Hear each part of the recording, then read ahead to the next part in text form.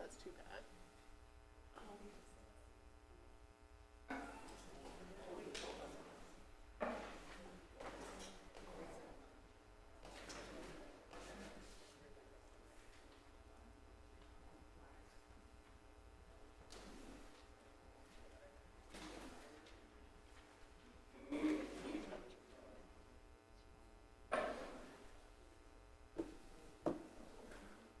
It's a little bit warm in here.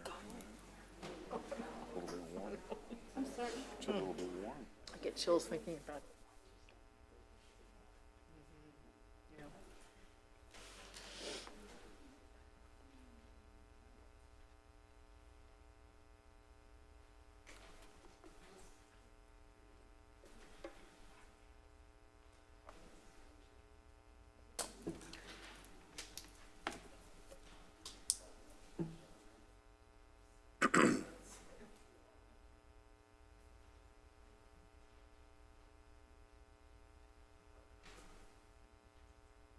All right, we're about to get started. Good evening and welcome to the City of Palm Coast Hybrid April 21st, 2021 Planning and Land Development Regulation Board meeting. Access to this meeting is being provided via live stream on the city's website at www.palmcoastgov.com and at 386-223-1690. Should technological difficulties arise, the chair may recess or adjourn the meeting and advise of a time to reconvene or reschedule the meeting. If you're having problems connecting or need technical assistance, please call 386-986-2391. Public participation will work as follows. The chair will call for public participation. Those in physical attendance will be given the opportunity to address the PLDRB members by approaching the podium. When no further in-person attendees approach the podium, the chair will then call for public participation from callers that are on the line to address the board. For all callers, prior to calling in with your comments, if you are watching the meeting from our website, please mute your computer so when you call in with your comments, there is no interference. To participate via phone, please call 386-223-1690. You will need to hit *9 to raise your hand to provide your comments when you would like to speak during public participation. You will be acknowledged by being unmuted, and you will hear a message that you have been unmuted. Please begin by stating your name clearly and slowly for the record. You will have 3 minutes to speak. When there is 15 seconds left to your 3 minutes, you will hear a beep, and then at the end of your 3 minutes, you will hear another beep, and you will be muted at that time. You will not be disconnected from the meeting. All callers will have the opportunity to speak. Please be aware there may be a short pause as we switch to the next caller. Today is April 21st, 2021. It's approximately 5:30 p.m. Please rise and join me in the Pledge of Allegiance. I pledge allegiance to the flag of the United States of America, and to the republic which stands one nation, under God, indivisible, with liberty and justice for all. Thank you, Irene. Would you please call the roll? Yes. Mr. Smith. Mrs. Lucas. Here. Mr. Albano. Here. Mr. Scully. Here. Ms. Shank. Here. Mr. Lemon is excused. Ms. Nicholson. Here. Mr. Hilton. Here. Ms. Bott. Here. Chairman Smith, we have a quorum. Thank you. First item on the agenda is approval of the minutes from our March 17th meeting. Are there any corrections or additions? If not, is there a motion from the board? I make a motion to approve the minutes from last meeting. Motion to approve, is there a second? Second. Second from Mrs. Lucas. Irene, would you call the roll? Mr. Albano. Yes. Mrs. Lucas. Yes. Mr. Hilton. Yes. Mr. Scully. Yes. Ms. Nicholson. Yes. Ms. Shank. Yes. Mr. Smith. Yes. The motion carries 7-0. Thank you. Our first item, item number 2, is Old Kings Gardens rezoning, application 4672. Before we get started, the way this works is the staff will make a presentation. The applicant then has the ability to make a presentation. Then it comes back to the board for any questions they may have of those two. Then we'll open the public hearing. After the public hearing, it comes back to the board for any action that might happen. Mr. Tyner, item number 2. Thank you, Mr. Chairman. Ray Tyner, Deputy Chief Development Officer, and good evening, everybody. This item is a rezoning of approximately 42.8 acres of land located on the west side of Old Kings Road and north of Town Center Boulevard. The rezoning request is from General Commercial, or COM2, and General Office, OFC2, zoning district, to rezone to a product that is single-family attached that fits into our duplex zoning category. With that said, Mr. Hoover, our senior planner, AICP professional planner, will provide the staff report. Good evening, everyone. Old Kings Garden is located on the west side of Old Kings Road and north of its intersection with Town Center Boulevard. It's comprised of 6 parcels that total 42.8 acres. Property owners want to rezone the property in order to develop a gated single-family attached community with a common architectural theme that would be developed in several phases. The subject property is all designated on the future land use map, mixed use. So all the red areas are, all the areas in red are mixed use. The lime green areas are conservation. So you can see further to the east, there's more residential, and then further to the east where Graham Swamp is, there's actually a large conservation area. To the west of the site, in the pink, is DRI, urban core. And to the south, we've got mixed use and conservation.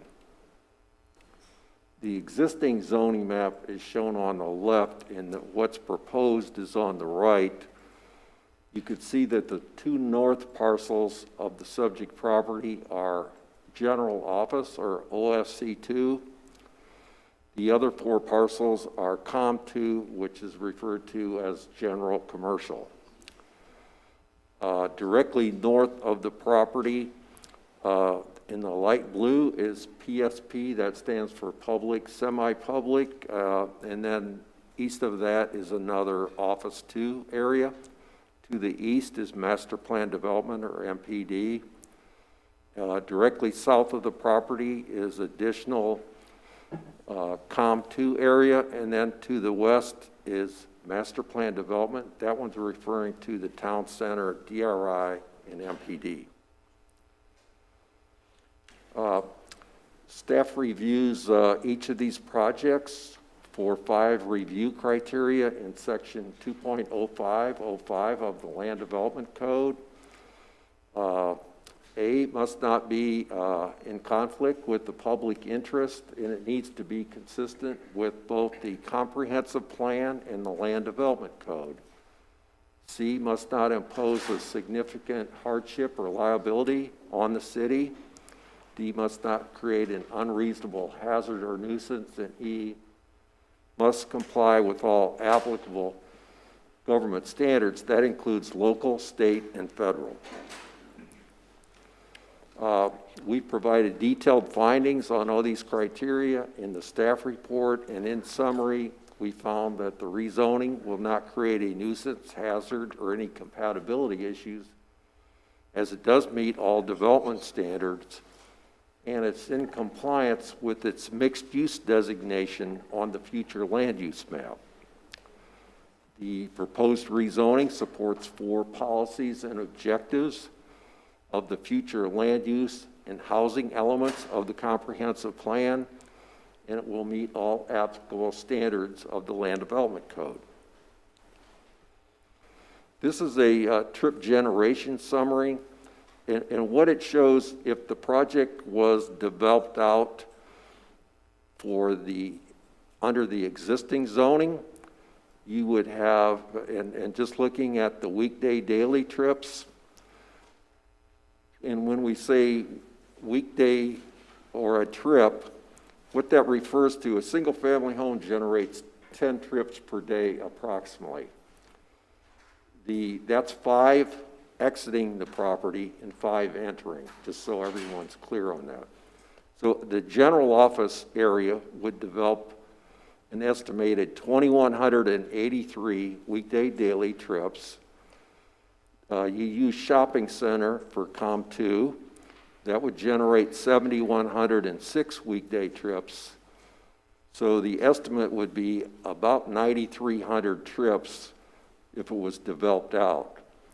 As proposed, the residential area would develop 1,500 trips, which would be approximately a 84% reduction on weekday daily. You can see there's AM peak, there's a reduction of 76%, and PM peak is 85% reduction. On these rezonings, we have public participation. The applicants mailed out by a first-class mail, and I think in this case they actually use certified mail. All property owners within 300 feet of the 6 parcels of the neighborhood meeting. The mail-out included letters to the Toscana and the Hidden Lakes HOAs. We held a meeting at 5:30 p.m. on April 12th at the community center. The applicant's team was there, 3 city staff members, and no one from the public attended. Two signs were erected, and a news ad was run to provide public notice on tonight's planning board meeting. So additionally, there will be 2 more news ads, or a news ad for each one of the other city council hearings. Staff has spoken to, I've spoken to only 1 neighbor. However, other staff members have spoken to some of the neighbors, and most of those came in since the staff report was prepared about a week ago. So if you see in the staff report, we didn't get maybe 1 comment.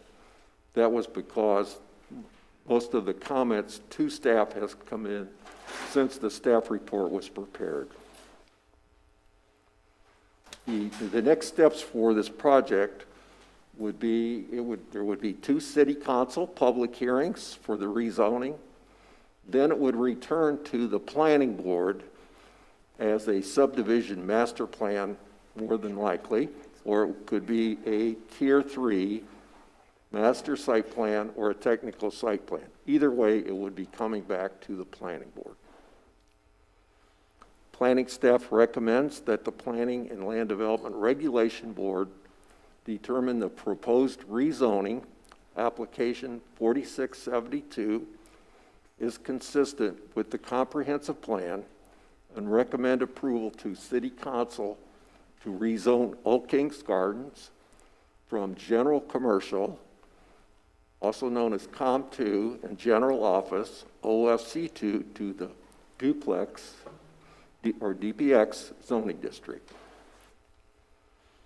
The applicants and attorney are in attendance, and their presentation follows. All right, I understand the applicant does have a presentation. Yes, they do. They'll be coming up here briefly.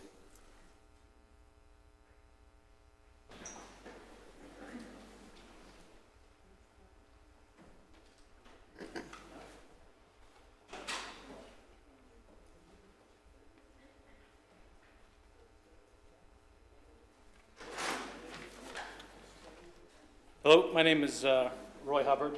I'm the applicant.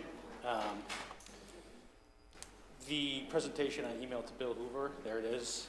It's very simple. This is a 1-page, 1-slide presentation.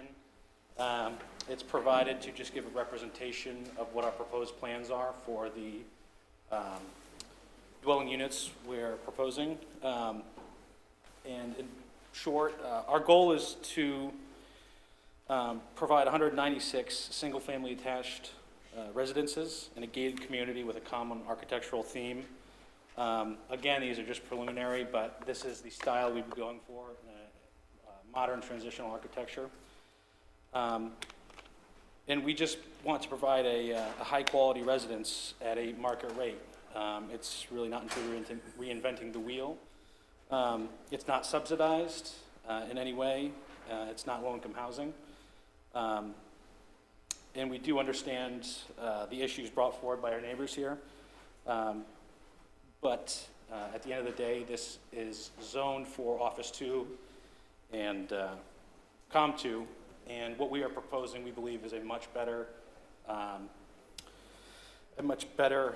product that's in the very end of it. So that's my presentation right there. And I'm happy to answer any questions as well afterwards. Good evening, Jay Livingston on behalf of the applicant. I'm the attorney for the applicant. I wanted Mr. Hubbard to speak to you first because this is a rezoning stage, so the site planning is still being refined, but the...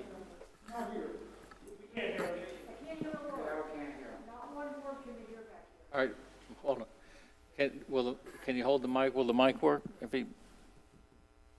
Is that on? I think it's on, Jay. Is there an on button? Talking it, Jay. Speak into it. It's not on. No. No. Check, check. No. I think I got it. Yep. Can everybody hear me now? Better? Not much better. How about now? Okay. As I was saying, I wanted Mr. Hubbard to speak first because this is a rezoning application, so the site planning comes next, and as shown in Mr. Hoover's report, some of the assumptions we make at zoning are higher level. They're based upon total acreage, so I wanted you all to realize the project itself is going to be, as Mr. Hubbard said, 192-unit attached single-family gated community. There'll be an amenity center. The product type, I think, speaks for itself as far as what the applicant's intending to build there. The project itself, as we were studying the land after the assisted living facility went in and the surrounding properties, between the impacts that the commercial office development would bring, which are fairly intensive, we're dealing with about 740,000 square feet of office and commercial entitlements on this land, so you can understand what kind of impacts that would have to the infrastructure. But also, just in terms of a compatibility, we have the benefit of the ALF, which is permitted as a commercial use in Com 2 as well as Office 2, is really more of a hybrid residential use because you have people that are living there. It serves a very specific purpose, a very important purpose for people that need that type of living arrangement, but it really is a residential use with support for the residents. So rezoning this to a residential use because of its adjacency to the ALF as well as to the adjacent residential use to the east is really a much more compatible use than the number of uses that would be available to us under the existing zoning, which includes everything from restaurants, hardware stores, nurseries, shopping centers, laboratories, much more intensive uses, a lot of parking, a lot of lights, a lot more traffic, significant more traffic, as Mr. Hoover's graphic showed. So that was the kind of thinking behind the proposed land use change. As Mr. Hoover's staff report says very succinctly and well, and as he said in his own presentation, the attached single family is more suitable for this location because of its adjacency to 95, but it's not intended to be a highly dense multifamily project in order to maintain that compatibility, to not interfere with the ALF, to not interfere with the neighboring community. We were given the benefit of seeing the petition from the neighbors as well as some letters, and so we obviously want to give them a chance to speak, but there's a couple of things that were raised in the materials we were given that I wanted to address because there are legitimate concerns whenever we're experiencing the type of growth that we're experiencing now. Palm Coast went from being pretty flat to accelerating like we all remember it, that we're here 15 years ago. And I've been coming to Flagler County since 94, and my parents have lived here since 96, so my family's been situated here since then, and I've seen how much it's changed. Also a native Floridian, so I've seen how much the state changed, and I understand the concerns, but this particular project actually addresses almost all of the concerns raised by the neighbors in terms of their concerns about future development. Like, for instance, the economic development. I understand that we're not building commercial or office, but there is no demand right now for that kind of use. And commercial development is not like the Field of Dreams. If you build it, they will come. It is driven by the demand, and that demand doesn't exist. Your own city staff can tell you that some of the things that are holding us back in terms of the economic development is the type of housing stock that we have. People that come in to build and bring businesses are looking for certain types of housing stock that includes something other than single-family homes. And we've made a lot of progress in that regard. The percentage of types of land uses on the residential side has changed drastically, but we still have a lot to achieve, and this will contribute to that. This will put the type of housing type on the radar of potential economic development that will bring those types of businesses into the area. Because it will provide that kind of housing for people that need that type of housing. This is not affordable housing, but it will hopefully serve as a workforce housing. So teachers and policemen and firemen who otherwise may not be able to afford some of the single-family houses will have a place to live. As far as infrastructure, the issue about schools is a legitimate concern. We have a school issue. Ms. Spott is here, and she's the one that's grappling with those difficult problems right now because of all the growth. But the school district has set up a very good system for ensuring that they collect impact fees, and they're going to be relooking at that and possibly increasing that. So every single housing unit that's built here will pay an impact fee and contribute towards those impacts.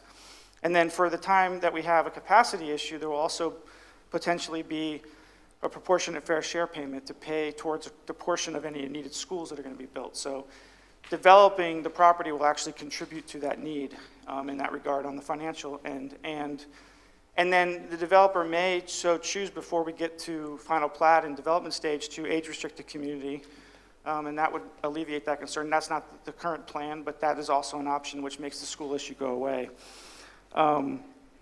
Roads, I think, is the most significant concern that I saw in what we saw, and that is a legitimate issue. As everybody knows, on Old Kings Road, we have this beautiful 4-lane highway that then ends at the bridge and goes back to what it has been for as long as anybody can remember. There is a plan to expand that, and the successor to this developer and who is still involved with the project has contributed a significant amount to making these roads better. The public record will show that there's a number of documents, deeds, easements, starting with a 3 acres deed that was given for additional right-of-way by the developer, easements for utilities that have been provided for the expanded roadway, consenting to being assessed bonds that I think were priced at about $55 million that are going to be assessed against the properties when the road is built, as well as an ongoing assessment that has been going to help pay the financial impact that Phase 1, the southern portion, as well as to raise money for Phase 2. So this particular landowner has contributed a substantial amount of land and money to addressing that roadway impact, not all of which are actually tied to the development. This is above and beyond what will be required just from development impacts in order to facilitate the expansion of the roadway. Roadway projects are not easy, and I don't envy anybody that has to plan them, pay for them, or do them, but that is in process and that is coming, and this particular landowner and their successor has contributed significantly towards bringing that and addressing those impacts.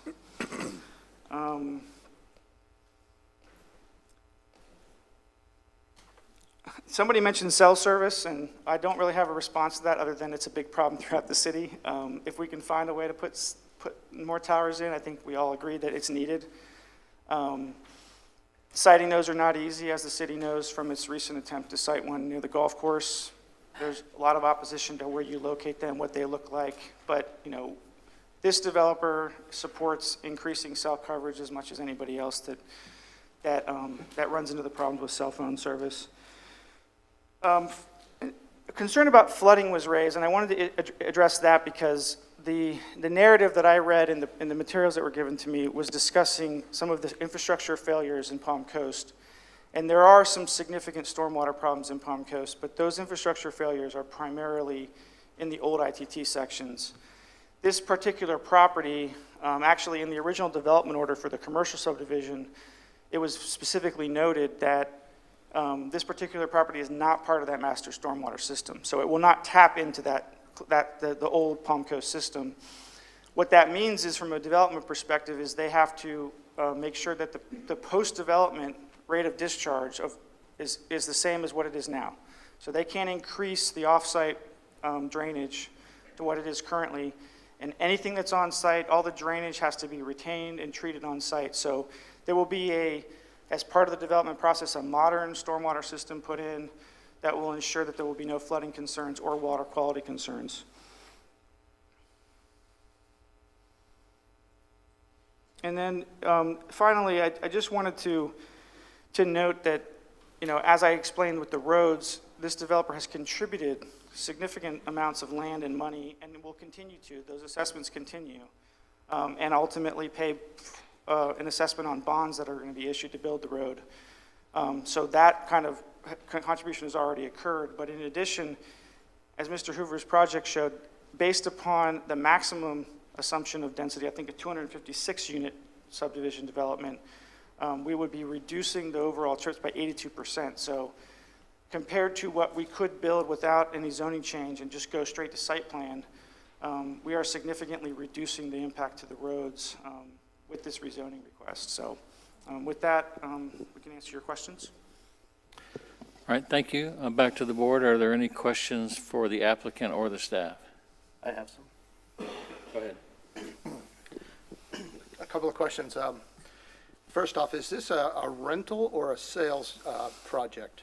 Well, they're still working on their market analysis. I mean, it's like any other subdivision. It ultimately turns on who the owner, what the owner decides. It's a residential subdivision. It's not an apartment building. Okay.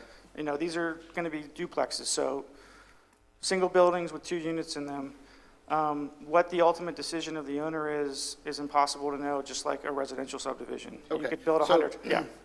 So the developer himself is not going to lease these out. He's selling them as a single, as a duplex home. And It's going to be driven by what the market is. I mean, Okay. if there's buyers, then yes. If there's not, then they'll do what they have to do to get them occupied. But it's not it's not an apartment building, so It's not automatically a rental-only facility. My next question is, maybe Bill Hoover can answer this one as well, is this an MPD, or you're just looking to rezone it duplex? This is straight zoning to DPX, yeah.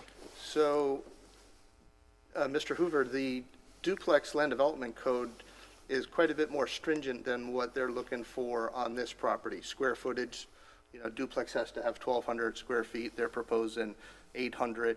Also, a 4,000 square foot lot. They're proposing a 3,000 square foot lot. So what happens in this case? Well, whatever the district standards are in the duplex zoning district is what they have to apply for. So the difference between that and a master plan development is those things can be customized. So in this case, with the duplex zoning district, you get whatever's in the land development code. So whatever the size of those units are, the lot width, the setbacks, and so forth. Right, okay. Yeah, and just to answer your question, the site development requirements in here, this is not based upon any proposal we've submitted. This was, I assume, taken right out of the land development code. But this is not based upon our proposed. This is just a rezoning. Okay. So we'll be coming back for site plan. But whatever the minimum square footage of the living area would be, we will meet under the DPX zoning. Thank you. You're welcome. Any other questions from the board? Well, basically, with go the ahead. market analysis, at what point will you guys be conducting a market analysis? They're working on it now.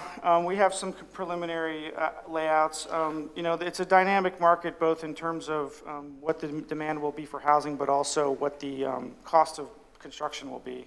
Construction costs are very, very volatile right now. So when site plan approval will be and when ultimate development will be is hard to pin down at this point, and that's going to affect the ultimate market analysis. And I can have one of my clients that are here speak to that if they want to, but right now they're in the preliminary phases of getting that completed. And the other thing you mentioned is that it will be workforce housing and not affordable housing, targeting specifically essential service workers, kind of. Yes, ma'am. So workforce housing for essential service workers is affordable housing. Well, as you know, the definition of affordable housing is kind of a spectrum depending on income. So you have low affordable, the statute is very, it spreads it out in different classes. Everything from, I think, 80% to 120% of the median income. And we're not proposing any kind of affordable or subsidized housing, voucher-type housing. This is going to be rented out at or sold at market rates. And then we would hope, because of its location and the housing type, that it will lend itself to that type of housing, whether it's transitional housing or somebody wants to live in duplex housing before they never go into a single family. Everybody's a little different in terms, not everybody wants to live in a single family house, and not everybody wants to live in an apartment, and this kind of provides you that middle ground. As well as an ideal location to getting to those jobs, because it's really centrally located. Okay, but if the duplexes are sold to individual owners, would there be any type of restrictions that are limiting them from being able to turn them into subsidized housing?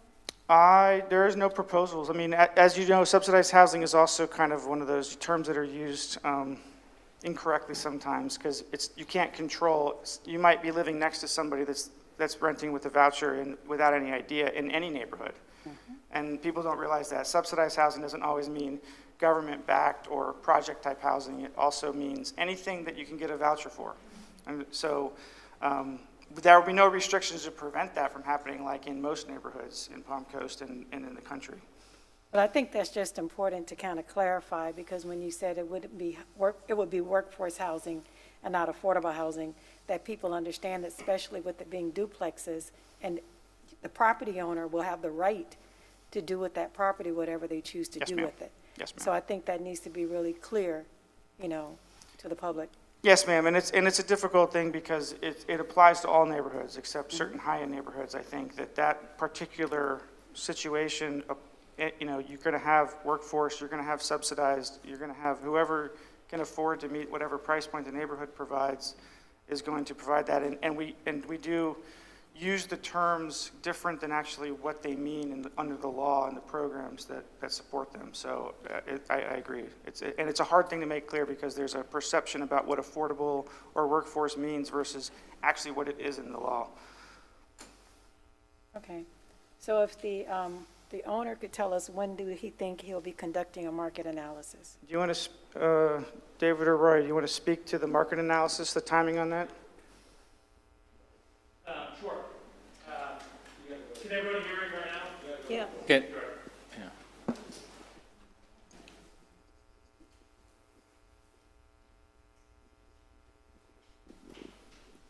I apologize for not being able to be heard earlier. As far as the market analysis question, it really depends on the rezone. Again, this is not a site plan. This is not a final pro forma presentation for us, but it would be by the summer of 2021 we would have an answer, and we'd know distinctly what direction we're going.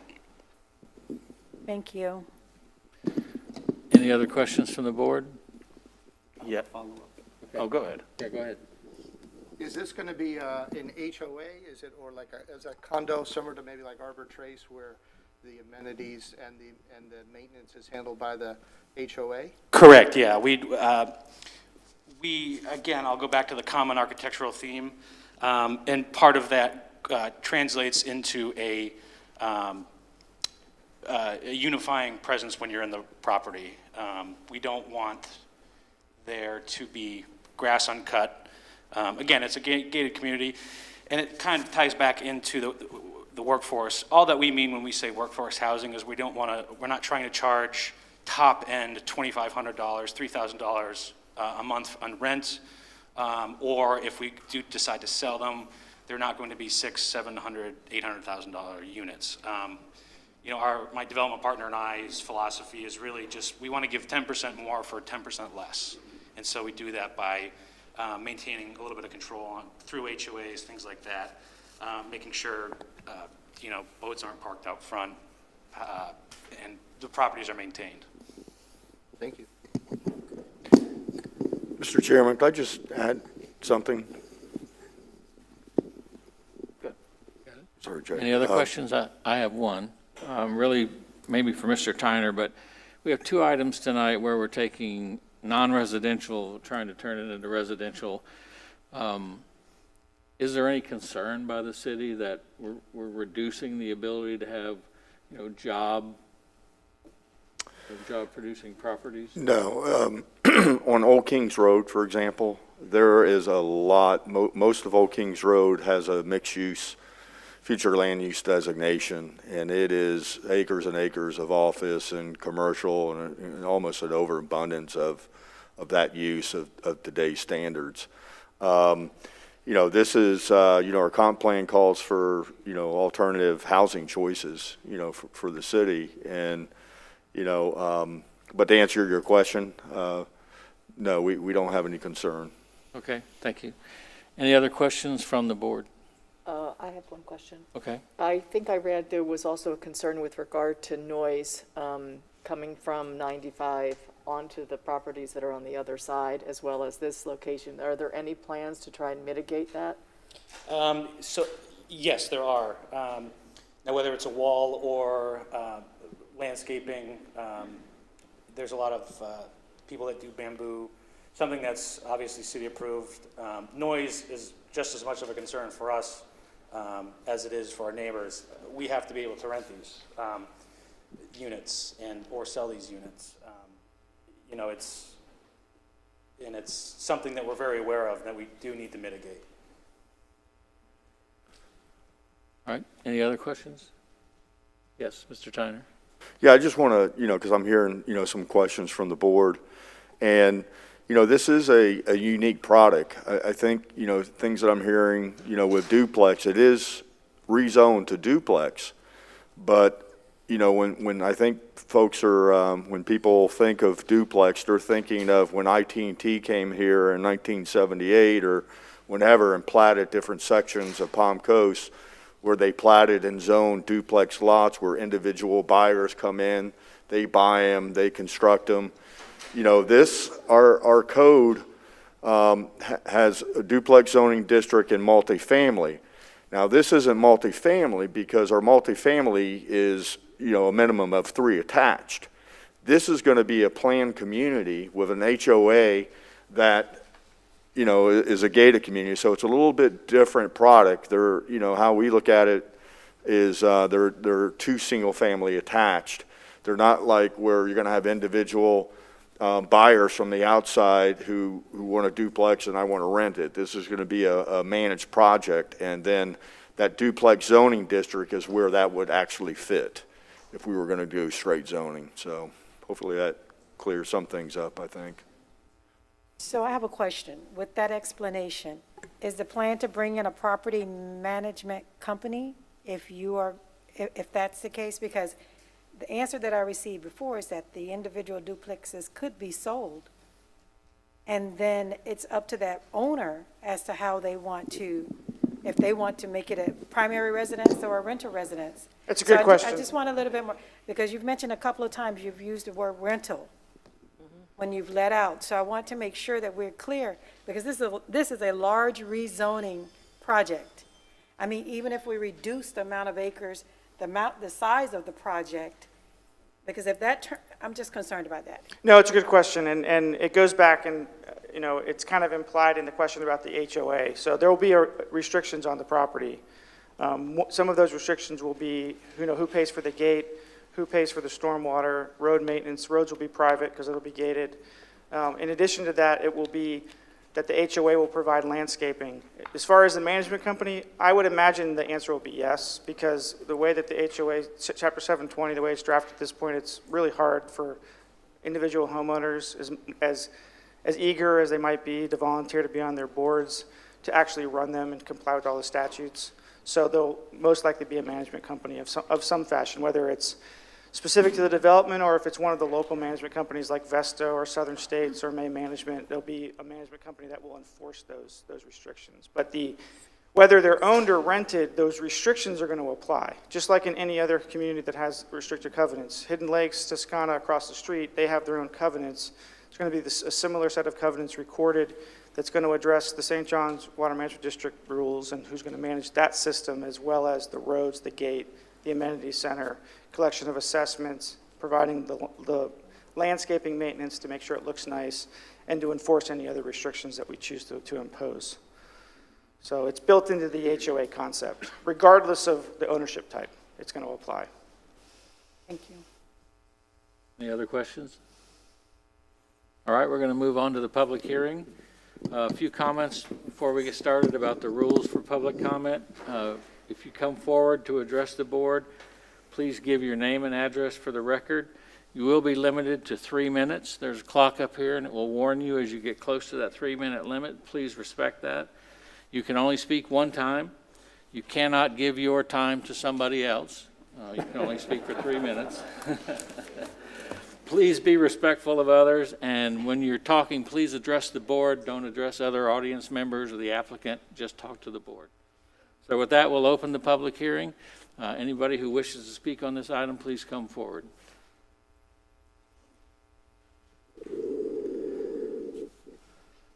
I know it's tough with the mask and all, so if you see us all waving our hands, we don't hear you. So.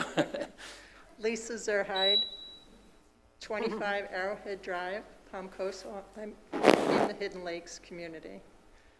You know the traffic problems, and I heard the man say that the developer is giving some money, which is great.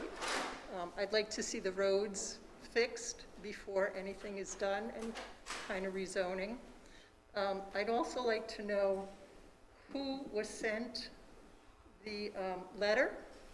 This gentleman had said that he sent the HOA board letters. I am on the HOA board, and I've never received a letter. I don't believe those that are on the board with me have received a letter either. So that's a fallacy. I'd also like to ask about the lift station, whether this development is going to tie into the lift station that is currently on Old Kings Road, because we already have issues with that. Thank you. Okay, thank you. One other comment. We usually write your questions down. We'll try to answer them all at the end. Next speaker.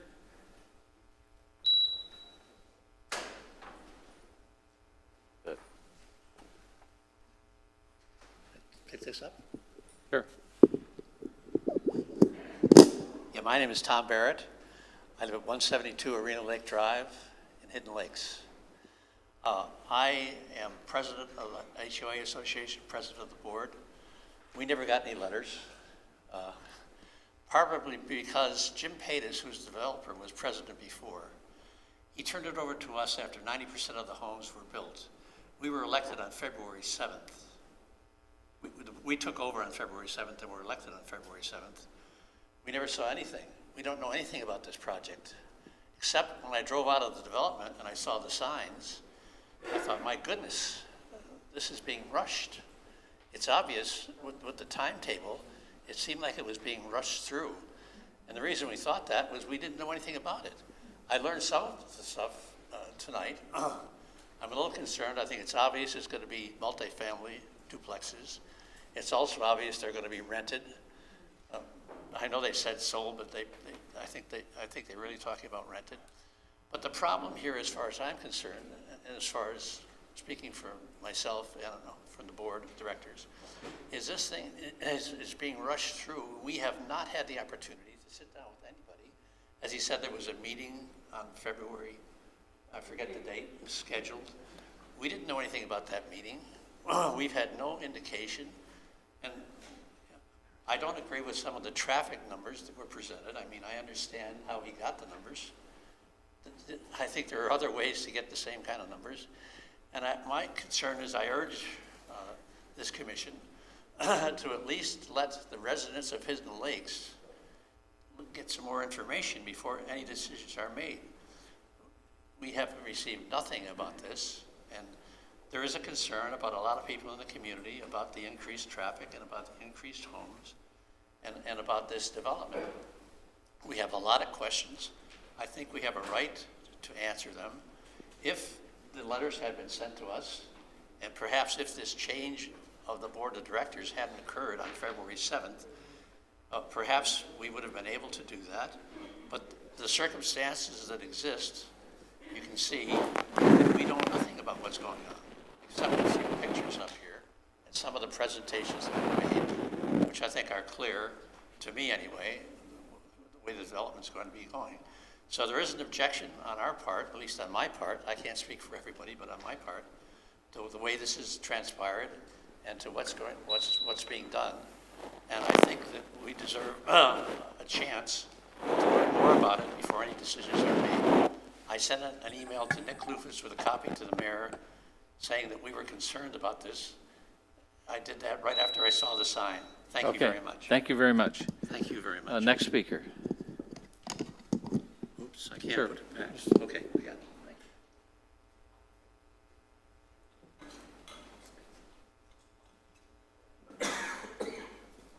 you. I'll try not to talk too loudly so that, although I'm vaccinated, nothing here will go there. I'd like to compliment the first time I've stepped into this building after having lived in Palm Coast for 3.5 years and having lived in Florida 3 times. Name and address, I if am you would. Brian Gagan. Thank you. And I live at 17 Arena Lake Drive in Hidden Lakes. And I will affirm something that Mr. Barrett just said, who I have never met prior to this. But I want to compliment this board in terms of the appropriately toned and detailed questions that have been asked of the developer, the developer's counsel, and those types of things. I've appreciated those questions very much. So I will finish within 3 minutes. The first point I'd like to make is seeing this was happening, and I'm now on house number 14, and I currently own 3. I went across the street and met with 3 very fine members of the assisted living facility staff. Was impressed with all of them, but my observation is factually that it is a lower-end assisted living facility. The monthly rental is $3,000 to $4,000 as opposed to the $5,200 to $6,300 market average. It's a very nice facility, but it is predictive that because it is a lower-end assisted living facility, it is likely that whatever the rest of the development is will also be lower-end. The second point that I want to make is affirming what Mr. Barrett said. The developer's trip generation summary is very dubiously predictive and not factual. Where those numbers came from, they're not footnoted. We have no idea where they came from, but it's clear that they are not based on fact. The developer, in my observation, has a great deal of work to do before coming to the city for rezoning. Questions like 196 versus 256 units in a duplex format. Is it deeded or rental? Environmental impact. It appears to me to be about 2 to 3.5 years early to seek rezoning. So I would encourage that that be taken into account by the city before allowing any rezoning or reclassification to occur. The last point that I'd like to make is that residential development adjacent to an interstate highway makes no sense to, I believe, any of the people in this room in terms of where they will live. The developers that I and my firm, we have clients all over the world, have worked with since 1992, none of them have ever thought about pursuing residential development adjacent to an interstate highway. So thank you very much for that. I appreciate it. Thank you. Thank you for your comment. Next speaker.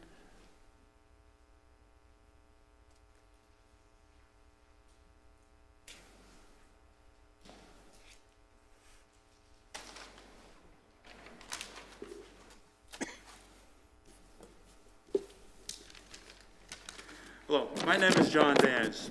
I've been a property owner in Palm Coast for 12 years. I currently reside at New Water Oak Drive in the Toscana Division. I'm against the changing the commercial zoning to a multifamily duplex zone. Toscana will have 200 homes when construction is done. Hidden Lakes 380, and the senior care facility will have 100 beds. The building of houses in this area will cause extreme overcrowding. I've lived here for 12 years. In that time, I've noticed more of a beautiful landscape disappearing, more and more litter. Our traffic has become awful. I've also seen presentations similar to this, where they presented a beautiful project, and then 2 years down the road, the land is just for sale for multi-family use. If this project does go through, I think it would be beneficial to everyone to be contingent on this particular project and not leave it open for anything that could really mess up our community. Thank you. Thank you. Next speaker.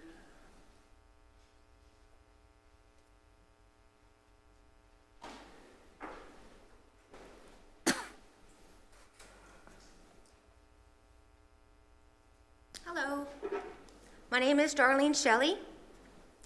I reside at 84 Arena Lake Drive in Palm Coast. I've been a Palm Coast resident since 2012. My concerned family, friends, and neighbors are also registered Palm Coast voters. I'm here today to express our deep concerns and to oppose the Old Kings Garden rezoning application 4672. The communities directly across from this parcel are Toscana and Hidden Lakes. We are some 600 single-family homes in a highly desirable and well-maintained area of Palm Coast. The home values are above average, ranging from the high $300,000 to over $1 million range. It's our strong belief that duplex zoning will cause excessive traffic, noise, demand on infrastructure, and devalue our beautiful single-family homes. This proposed change does not conform with this area of higher-end homes and does not complement the existing community in any way, as current zoning could benefit us. Sorry, I can't stand for too long. Let's see. There's currently many high density and duplex zone areas in Palm Coast, and they are north and south of Old Kings and in Town Center, away from existing single-family homes like ours. I would respectfully ask you to consider placing a requirement for sound mitigation to any project approved on this parcel. The smaller Gold Choice Assisted Living Facility project that was recently completed created a huge noise problem for our communities. It greatly affects our quality of life and health issues at our homes. Any developer on this parcel should be made responsible to erect a sound wall to absorb excessive noise. Extensive landscape buffers and remediation of lost trees and landscapes needs to be a prerequisite to any future development there. This parcel is too close to Interstate 95 for high-end housing that would complement and conform to the area. It would not provide a good quality place to reside, which is why the current zoning of general office, general commercial is appropriate. I have a petition to present to you that you all have copies of already in opposition of the zone change. It's 55 pages or 383 signatures of my concerned friends and neighbors. I also have prepared rebuttals to 4 areas of the Community Development Staff Report for Old Kings Garden that I feel are grossly false misrepresentations. I realize I don't have time to go through all 4 of them, but I could forward them to you if you're interested. Thank you. That'd be fine, thank you. Next speaker? Sure.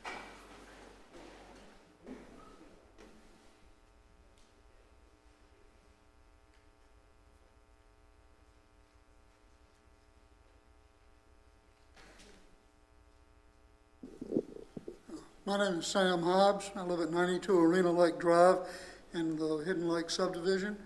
And some of my concerns have already been mentioned, so I won't reiterate those in extreme detail. I will have to say that sound mitigation is a major issue, and it has gotten worse when greenery was removed when the assisted living facility went in. So that would be a major concern for me. The other issues relate partly not only to the developer, but possibly to the Planning Council report. The trip analysis does not seem to have any basis for it. It simply asserts that those numbers are there. They may come from somewhere legitimate. My experience for 40-something years in doing major project planning is that the people who do the approval require a great deal more information about the basis for such numbers.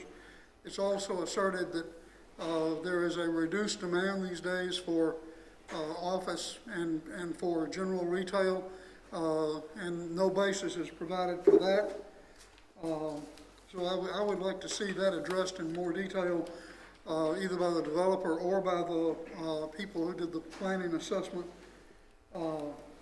The neighborhood meeting that no one attended, no one in our neighborhoods knew anything about it, which I think has been said. I would think that a good corporate citizen would not draw a 300-foot remotely located area that has almost no one in it, notify everyone in it, which is I don't know how many people were notified, and then proceed. The fact is that there are entrances to 2 subdivisions who are going to be impacted, and I would think that a good corporate citizen that wanted to rezone would have tried to notify the people in those areas who are really going to be affected. Also, I will have to admit that I do not read every local newspaper, but I did not see any mention of this in the local newspapers, and presumably newspaper notifications were provided. I'd like to see that the council here confirms how that was done. Like I said, many of those are concerns that other people have stated, and so I will not go on at length about those. Thank you very much for the opportunity to speak. Thank you. Next speaker. I saw a hand there. Come on. Mr. Smith, if she's making it up here, just to let you know, when we're done in this room, Mr. Del Lorenzo has some speakers in the other room that she'll bring. Hi, my name is Joe Andrews. Can I take this down or no? Okay, and I live at 20 New Water Oak Drive. My biggest concern, and I sent a formal notification to you, is the density issues in this city. Palm Coast density is 856 persons per square mile. Florida's average is 294. We are not Miami Beach, Orlando, Jacksonville. I don't understand that. As far as the economic development, in 2000, the census said that we were not keeping our economic growth up with our residential. So this continues to be an issue. Is there a demand for businesses? I would think so. We don't have any good paying jobs in this community and very little industry. What happens is people have to commute 45 minutes, and eventually you're going to lose these people from our tax base. Our infrastructure is very old. Our roads, Old Kings Highway, 2 lanes, no sidewalks where this is being proposed.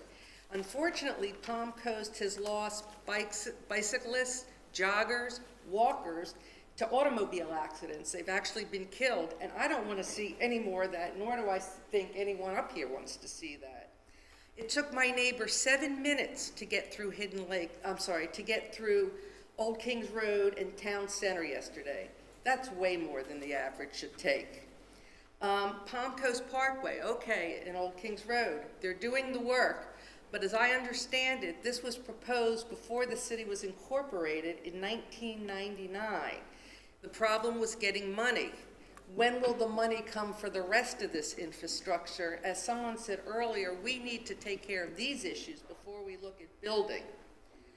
The pipes were installed 40 years ago. Water is an issue. There's no question about it. We have swales. There's 1,200 miles of swales in this city, 177 miles of ditches, 58 miles of fresh water, 26 miles of saltwater canal. I'm concerned about wetland protection, impact to our potable water, and how water conservation will be handled. Schools. Elementary schools should be at capacity at 2022. High schools at 2023. More houses, more children, more need for the schools. Nothing's being addressed for that. Sidewalks, like I said, we need to take care of that. Noise pollution is horrible. When the roads were cut down, I'm sorry, the trees were cut down for the nursing home. There was a significant change in what you heard. People wrote to the Department of Transportation, the state, the governor, the mayor, everybody about that. And there's no change in that. So I really request that you consider these issues. Thank you. Are there any more speakers in this room? Okay, back there.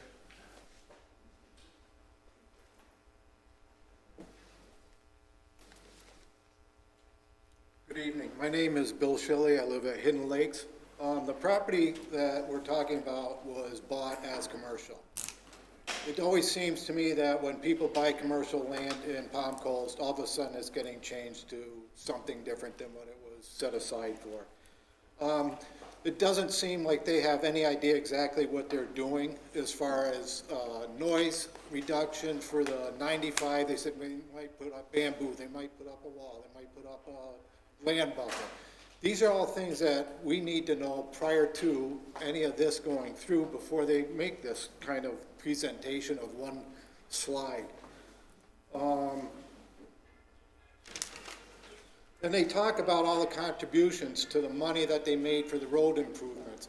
They keep saying, you know, they've donated a lot, they've donated a lot. There was no dollar amount. You know, they didn't say they, you know, to me, $10,000 is a lot. So I don't know where, you know, their dollar amount and what they think is a great deal of money.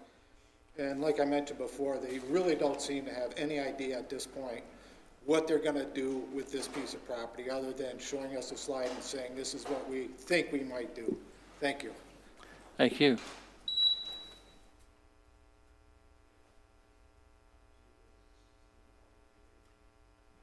Hi, my name's Tom Talinsky. I live in Hidden Lakes. I got one quick question. I'll be short.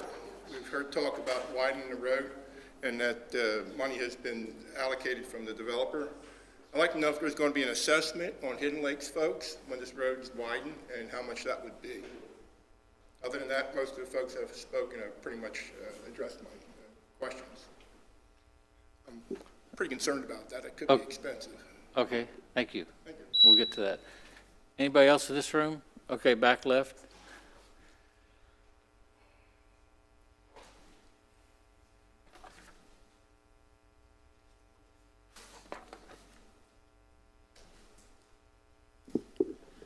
Hi, I'm Lemuel Villanueva of 1118 New Water of Toscana. This gathering we have tonight, I have experienced twice before. One as similar to the guys that are applying for SUNO change, and the other one as a homeowner. We built a professional building wherein if there was a zonal problem in it, I can see that it would affect the investment involved.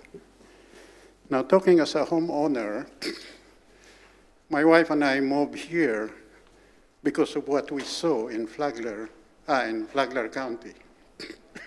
We like that Flagler Beach is not like St. Augustine, Daytona Beach, or Jacksonville. It is still in its natural setting. Now, as a homeowner, I see a lot of other homeowners. Our concern has to do with our property and what this project is going to affect the properties that we own. Now, as a homeowner in Atlanta, I was part of the homeowners association that was formed to apply pressure on the developers. We learned that it was going to be something like an R something. I don't know how the Planning Commission categorizes those projects. The homeowners were able to pressure the developer to up the development to such an extent that us homeowners felt better that we were able to pressure the developers to develop their project to match what is in the neighborhood. Thank you. Thank you very much. Anyone else in this room still want to speak? Start in the back here. Well, okay, yeah, come on up. It's all right. Frank Glancy, 55 Marina Lake Drive, Hidden Lakes. My wife and I, excuse me, have been residents for 25 years. So we've seen a lot of this development. A couple of things that I'd like to point out. Anybody that's familiar with Old Kings Road knows how much it's changed and what a mess it is today. If you're going north, you're going to be there for an eternity waiting for somebody to make a left-hand turn, or you make a left-hand turn. Staff mentioned the numbers for different types of businesses. There's a parcel that was owned by, and it still may be owned by, Walmart. Those roads, that upgrade from Town Center Road to 100 was paid, excuse me, was paid for with the anticipation Walmart was going to build. They never built. I don't know whether they still own the property or not, but I think it's beneficial to Palm Coast if they address the traffic issue on Old Kings Road before they do anything with that property. The second thing is, if this is going to be a rental community, are there going to be any restrictions on the percentage of rentals? In other words, if a condo or a townhouse community, usually if there's a HOA, there's a stipulation that only 2%, 5%, 10% of the units can be rented. I'd like to know, is that going to be an issue? Thank you. Thank you. Oh, in the back. Sorry, I missed her last time, so, yeah, come on.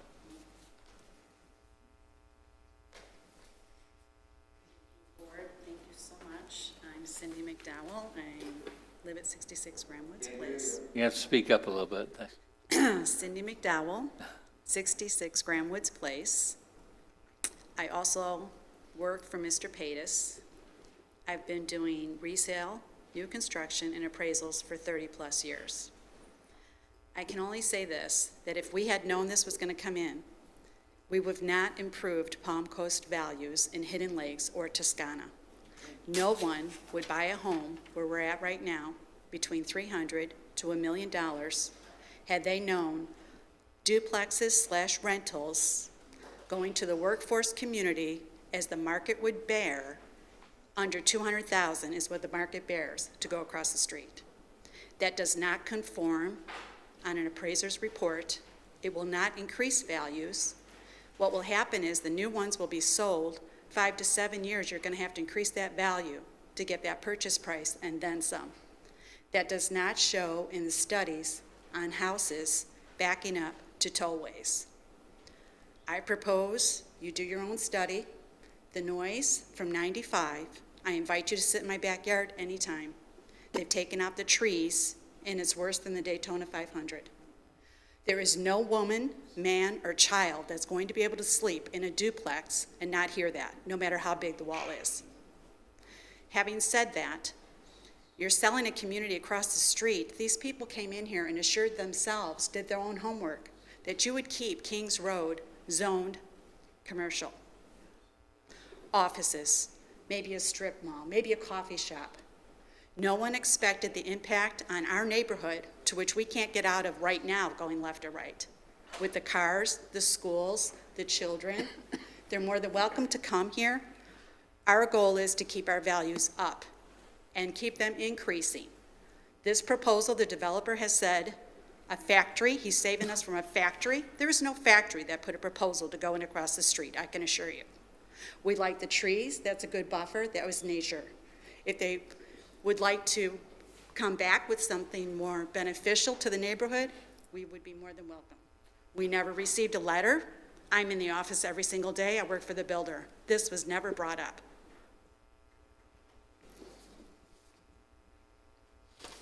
He says that we're thinking that it's going to be ITT duplexes. That's incorrect. Not at all. Nobody here thought it was going to be that way. But when you describe workforce, 95% of market value is under 200. They can rent it to anybody. The attorney, the developer cannot control that. They'll move in and rent it to anybody. Thank you. Thank you. Anyone else in this room?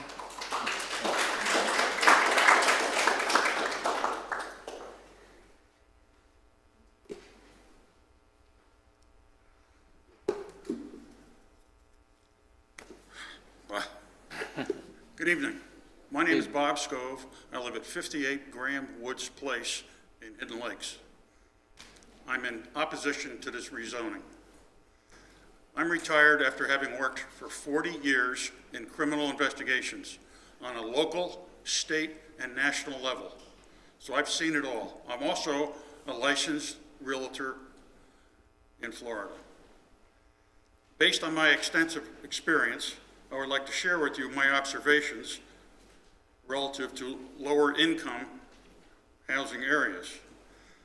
The costly downsides include declining surrounding property values, ultimately higher property taxes, ultimately higher crime rates, increased traffic, increased noise, increased manpower for the sheriff's department, the fire department, and the hospital, increased number of self-serving local politicians.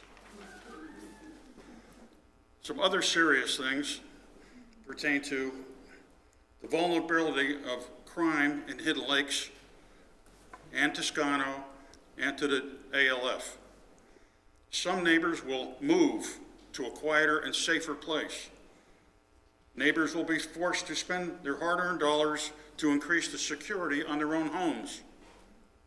Prospective residents will ask the wisdom of them ever having moved to Palm Coast.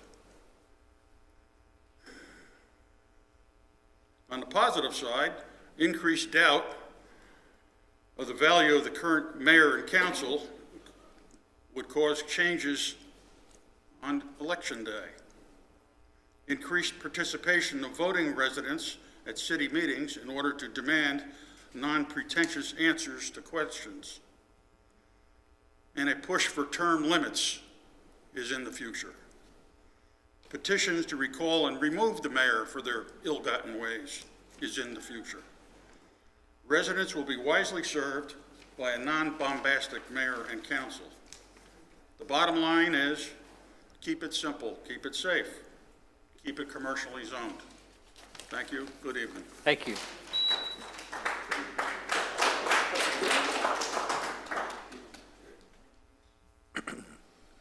Thank you.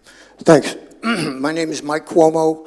I want to thank you all for your service to the city. Thank you very much. I appreciate you being here doing this on your own time.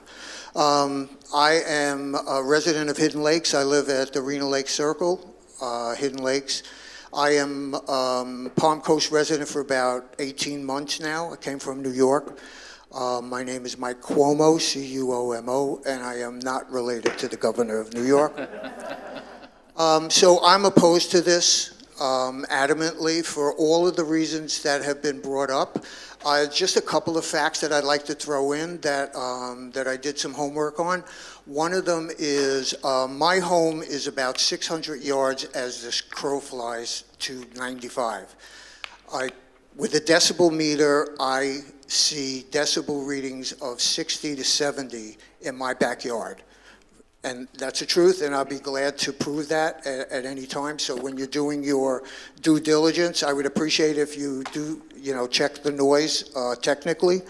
I also went into the woods and went up to 95, and I apologize for trespassing on that property, but the decibel readings of 50 to 100 feet from 95 are in the 80 range.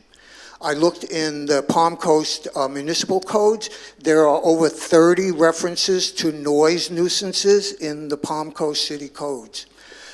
There is also a chart that actually states the allowable, permissible decibel levels for different noises and different activities in the city of Palm Coast.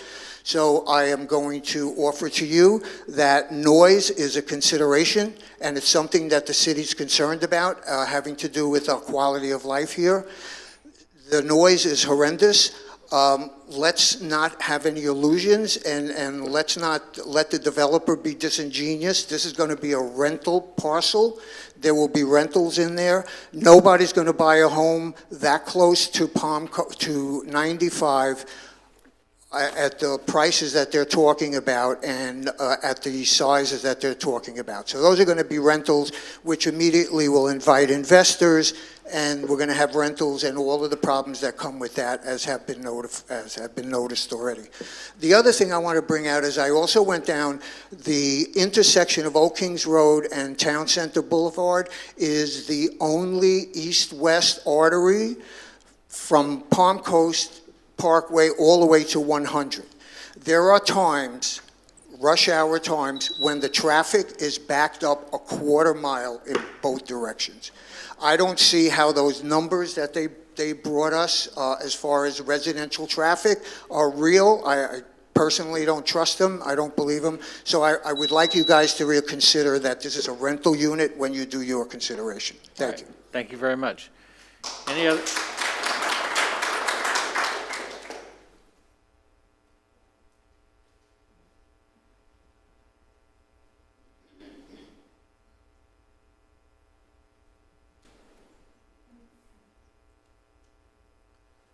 My name is Michael Harrison. I am also a resident in Hidden Lakes on Arena Lake Drive. I've been a resident there for 2 years.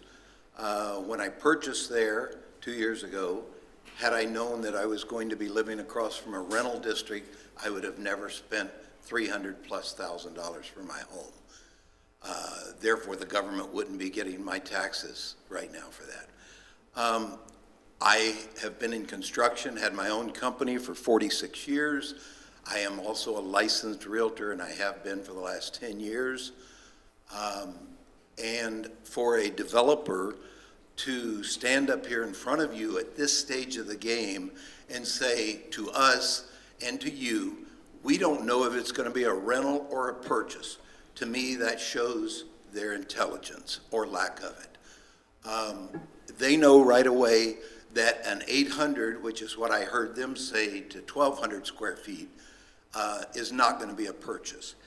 If you overlay the maps, which I have done in the city right now, and you look at the duplex zonings, and then overlay the crime map, you will see a higher number of crimes in the duplex areas.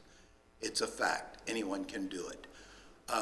If you also want to take a drive, you can drive around the city, which I love the city. That's why I came to Palm Coast in 2013. I've been a property owner since then. If you drive around the duplex areas, I doubt that there's very few of you on the board that would live in that area. There's trash piled in the yard. There's 3, 4, 5 cars parked in the yard. And this is not just in a single case. I drove to every one of the duplex areas that are currently out there. For this to be considered a duplex zoning, a rental zoning, I'm also opposed for all the other reasons: the sound, the traffic, the crime, and it really doesn't matter to any of you. But if it goes through, then I myself, along with probably several other people, will be looking to sell. Thank you for your time. Thank you.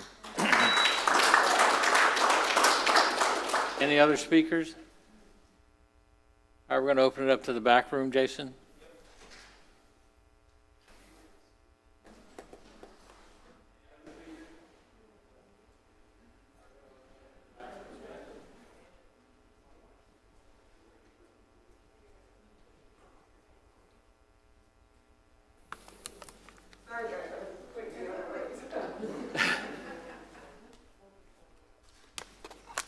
My name is Carol Nenariello, and I'm at 38 New Water Oak Drive. I'm a pretty new resident in the community. I live in Toscana, and I've listened to a lot of people, and I stand behind what mostly everybody has said about the traffic, the noise, construction. It all is going to hurt that community really bad, along with our home prices. But the biggest thing I think now that I'm concerned about, because everyone else has addressed, the April 12th meeting, I know nothing about it. Toscana is still run by the builder. So the builder is not informing the residents of Toscana or the new homeowners coming in to what is going on. This is an LLC. They're coming. They're going to make a duplex. They're going to rent them. They don't care because they want to make the money. It's going to hurt us. I lived in a community where I had built a home. 2 years later, my county decided to approve something, and I had a wall going up behind my home, which was, a $300,000+ home. Yeah, they landscaped it and everything, but it was always an issue to either renting the property in the community or selling the homes, okay? The only reason why I think they're coming up now is because you guys allowed the nursing home facility to come in, so now they're like, we have this property, let's get it sold, let's do this now while that was approved. One of the other things for Toscana, please, if anything is done, please state, or I have a couple of residents from New Water Oak, let us know what's going on so we can represent our community, because our builder does not care what's going to happen in there, because they're going to build and they're leaving. I spent $400+ on my home, and I came here because I loved it here. I lived in Palm Coast about 20 years, and we had to move because of my husband's job. I came back. We love it, but I see the changes. That town center, I don't know what you guys are doing with that, but you really need to communicate and figure out what's going on, because that's a beautiful place, and there's so much more that could be done in there. Revenue is going to come from sales taxes. We need stores. We need things like that, not more people coming in. They already stated that they were going to tax the people pet fees for their schools. Why do we have to pay additional pet fees to have an animal and pay a penalty because they want to build and rent? I don't think that's what this is about. Please, Palm Coast is a beautiful, beautiful town. Please watch what we're doing to it, because we are going to destroy what so many people are coming from. I loved coming into Old Kings. Yeah, it's tight. It's a lot of congestion. I can't even get out of my community after 4 o'clock. But, the road, the trees, it's gorgeous. Do we hear 95 traffic? Yeah. Maybe we'll be standing here one day, Hidden Lakes and Toscana, addressing we need a wall at one point or another. But please, please look at what you're doing to Palm Coast. Thank you. Thank you.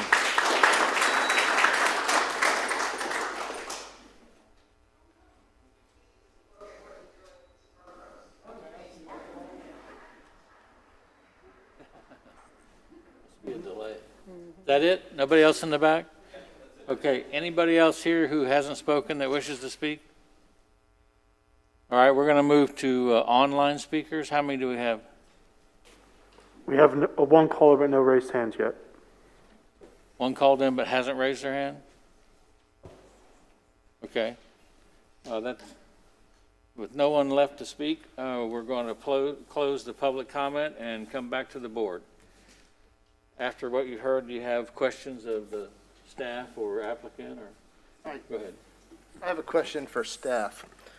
If this gets rezoned as duplex and the developer decides to just put in a loop road and subdivide those into duplex lots, is that allowable with this rezoning as a non-MPD? Right. You'll notice on the staff report and on the PowerPoint presentation under next steps, so the duplex zoning does allow them that you can build 3 different things. You can build single family, you can build duplex type units, you can also build single family attached. So if they're building something that requires, you could also build 2-unit buildings, jam as many in there as you wanted to, and rent all of those.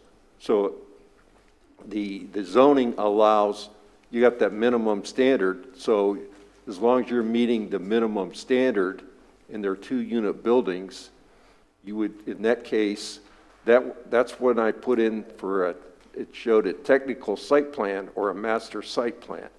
If you're platting the units, then it would come back to the planning board as a subdivision master plan, which is in the first step of the platting process. Thank you, Mr. River. Other questions from the board? Yes. Were the letters mailed directly to the homeowners or to the builders?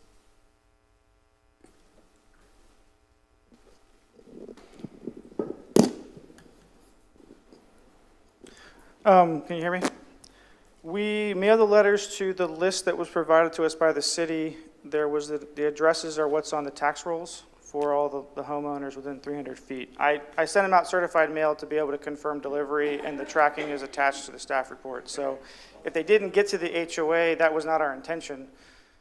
We assumed if they were going to both HOA associations that there would be an awareness of the matter. But clearly, I know a board member was here and they didn't receive it.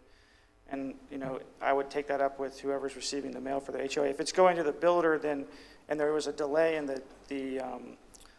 the addresses being updated, again, when you apply for something in the city of Palm Coast, we generate a list. That list is given to us by the city. We then provide a letter to the city for approval and we mail it out. So that's the process that's involved. If we need to try to have a follow-up neighborhood meeting before city council or however this goes, that's not a problem. I mean, it was something that we can definitely schedule. I think we've heard the concerns, which, you know, ideally we would have those before the neighborhood meeting, but on the same token, I heard concerns that were just as related to the ALF that was just constructed, and that was not something that is related to zoning. I mean, we can go out and build restaurants, hardware stores, all under the existing zoning, and there would be no opportunity for a neighborhood meeting with that development. So I think that needs to be clear. Our entitlements allow us to do highly intensive uses that would be right across the street, and the site plan would require us to tie their road in with our road, so it would be all integrated, a commercial office development. So, but yes, the addresses that were used were the addresses on the approved list that was provided to the city based upon what's generated by a 300-foot radius search on the property appraiser's website. I think that's how you do it, right?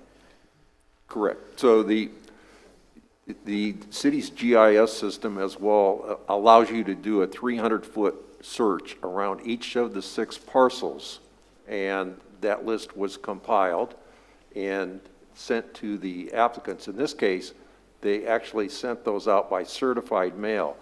The land development code just requires it to go out by single-family mail, and they send a receipt of the postage to the city after it's been mailed. I doubt that any of the actual homeowners live within that 300 feet. I believe that. So the disconnect seemed to be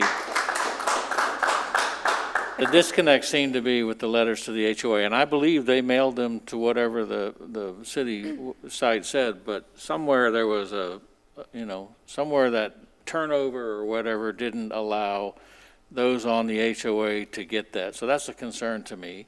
I'm sorry. Yeah, we're done with public comment, so hold your comment. I'm sorry.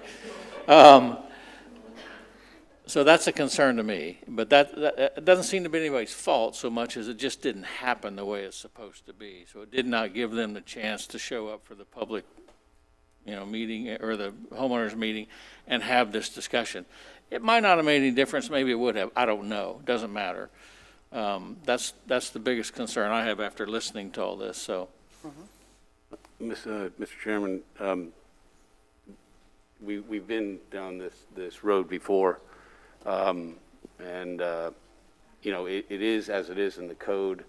I don't, and perhaps the city attorney could speak to this, if in the planning department, one looks around and says, gee, Hidden Lakes is set back no less than 800 foot from their side of Old Kings Road. So, we see that the HOA is getting mailed, and I see the receipt here. They were mailed. Is there potential problems with ad hoc saying, gee, common sense would say that we need to, make sure these folks know or extend that radius? I think the last time I asked this, the answer was kind of no, but I would prefer to hear from you on that. Yes, unfortunately, this board is stuck with the code, whether you like it or not, and it is what it is. It's been reviewed and reviewed multiple times by council, and this is what council has decided. Thank you. Is it, I'm just posing a question, but is it within the purview of the board to ask them to go back and have a neighborhood meeting and let these people attend and then come back? In other words, we would table it for a month and stipulate that they have another neighborhood meeting? I think, Chairman, that you wouldn't want to mandate that they have a neighborhood meeting, but I believe Mr. Livingston has indicated that that he may be willing to do so, and that would be certainly appropriate. Okay, that was just an option for the board. So, any other questions from the board? Is there a motion that would like to be offered? Mr. Chairman? Yes. If I could just take a minute, because we have heard a lot of impassioned pleas here, and I just want to be sure that we're focused on what is actually before us, which is not really this specific development. It's generally whether a duplex zoning is appropriate. And we can look at the pretty pictures and all, but that's not really what our job is tonight. Our job tonight is to say, is this consistent with the comprehensive plan, which that the comprehensive plan is mixed use. And we've heard from staff, and it's verifiable that duplex is an appropriate zoning for this property. Also, the staff has analyzed whether this application meets the requirements for rezoning and has found that it does. They've gone through all of the various requirements in the code, and that's what your staff has come up with. Legally, you're really not supposed to look at the details of the development when you're at the rezoning stage. You're kind of, the comp plan stage is way up here, and the rezoning is somewhere down here. And then you get into the details when you get to your, whatever it might be, your subdivision master plan or your technical site plan. That's when you're looking at all these details. The other thing that was mentioned is that there was some input that we should condition this rezoning in some way. And the law is that you can't condition a rezoning. You either rezone it or you don't rezone it for that particular. Now, that's totally different with an MPD, of course. Then we can look at all the various provisions. So what you are charged with as a board tonight is to base your decision on competent, substantial evidence that you've heard tonight, and that involves really combing through the evidence and looking to see what it is you heard that you can really hang your hat on. And that would be more than just concern about, certainly you're impacted when you hear concerns about traffic, concerns about noise, and all of those things. But you are charged with looking to the evidence more than the concerns that you've heard. Now, those concerns are certainly going to be important to council, and as the chairman indicated, perhaps another neighborhood meeting could deal with some of those. But as far as this board, that's where you're at right now tonight. Well, we're the taxpayers and the citizens. All right, done with public comment, sorry. All right, thank you very much. We're back to the board for anything the board wishes to offer.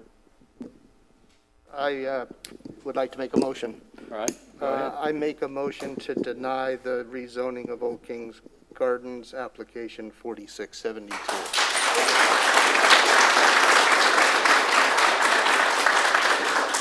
All right. There's a motion on the floor to deny the request. Is there a second? A second. Second. All right, there's a motion and a second.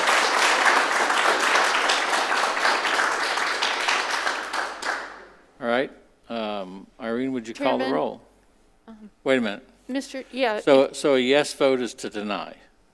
Actually, if we can turn that around, if you wouldn't mind changing the motion to a positive, because it's very confusing for a yes vote to mean deny. So if you can move to approve it and then you simply vote no. And I would also ask the motioner and the seconder to maybe articulate the reason for the denial for the sake of the record, because we do have to base it on substantial competent evidence.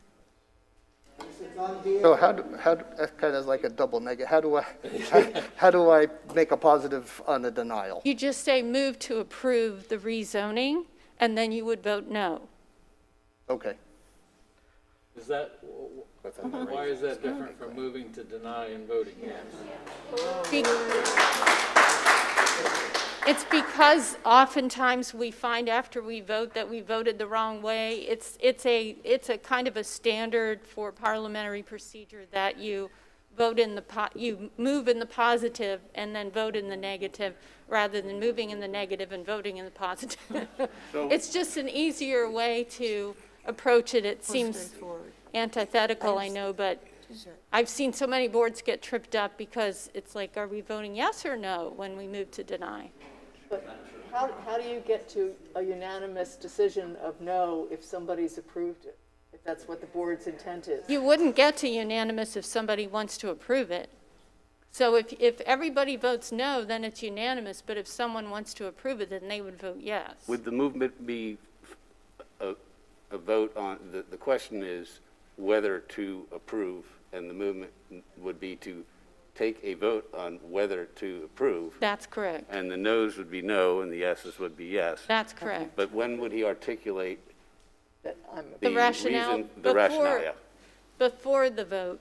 So if, just for the sake of the record, because we do have certain rules we have to abide by. Okay. All right, do you want to withdraw your motion? Well, I'll restate my motion. Okay. So I make a motion to approve the rezoning of Old Kings Gardens application 4672 based on, it appears that it's more. Well, no, your motion can just say move to approve. You can state your basis before you do your motion. Just say that I feel this should be denied because. Okay. I feel that this should be denied because I think this is more of an MPD, and it just opens a large can of worms with just rezoning it as duplexes. It doesn't make the developer adhere to any certain guidelines other than it would be zoned a duplex area, therefore they can make duplex lots. And based on the applicant's numerous iterations of rental, that's the reason for my motion. So the previous second, I still second. You still second? Okay, so everybody understands if you vote yes, you're approving the rezoning. If you vote no, you're denying the rezoning, correct? Okay, but we do need the motion to be made. Right. If you would move to approve in the second, and then we can take a vote. Okay, everybody got it? Recommend. Move to recommend approval. Thank you. Yeah, but if you're in opposition, you would vote no in this Yes. case. Yes. Right. I really can't hear. You can't hear? No. Okay, the So motion. can we restate the motion and who first and who seconded it? And take it Yeah, from would you mind stating a motion to recommend approval and let's second it so that we have that on the record? Sure. I make a motion to approve the rezoning of Old Kings Gardens application number 4672. And does that include the comp plan? This is, there's no comp plan change. I thought there was No. we're recommending that it's in compliance with the comp plan. That's right. Okay. And the second still seconds that? Yes, I Okay, second. do you have that, Irene? All right, call the roll. Mr. Albano, No. Mrs. Lucas, I had raised, if I may make a comment, my concerns in the past about community outreach and notification, and based on what I've heard tonight, I will vote no. Mrs. Lucas says no. Mr. Hilton, No. Mr. Scully, No. Ms. Nicholson, No. Ms. Shank, No. Mr. Smith, No. The motion carries 7-0.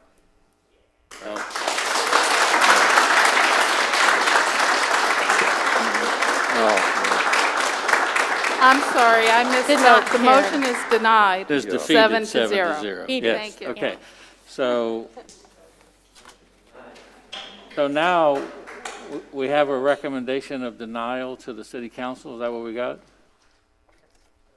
Recommendation to approve was Denied. denied All right. unanimously. So in effect, that's a denial. Okay. All right, thank you. That was confusing.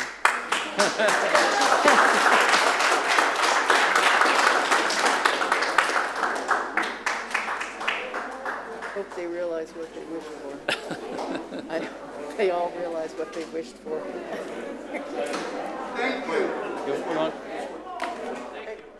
Folks, we still have a meeting we have to conduct. Do we have other business that we have to go through? All right. I wouldn't mind taking. We have other Take a business we have 5-minute to go recess. Yes, I have to go to ladies' room. Thank you. Thank you, Chair.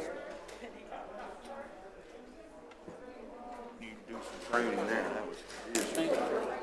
So that was. I was writing down, yeah. Well, they got answered in denial, so it'll go to the city council now with a recommendation to deny. You get to do it all over again with them. All right. Do we need to go on to our next? What's that? Do we need to go on to our, we've got 6 other things. I know, but we're going to let it clear out for a minute here. Apologize.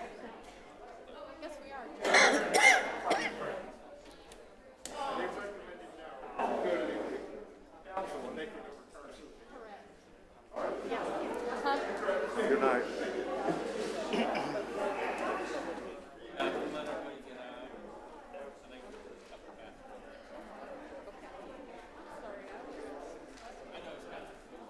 Well, also, I couldn't. There's a bathroom around the corner. Oh, this one? In the kitchen. So one person bathroom. We need some Russian on my Robert rules. That was a tough one.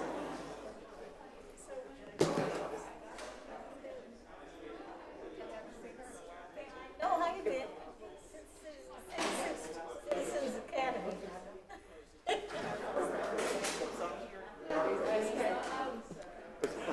Oh, to where? Sorry. So you're out and coming back? I gotta figure out what to do. All right.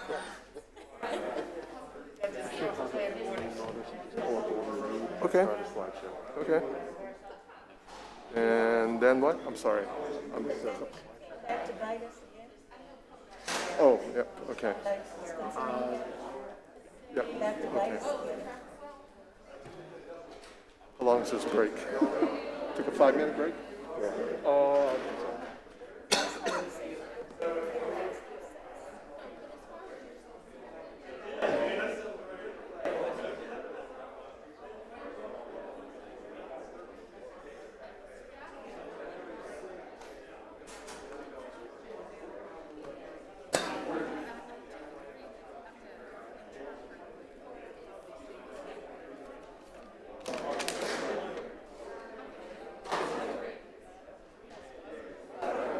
So it's 300 feet. I did see she just did the. So she saw.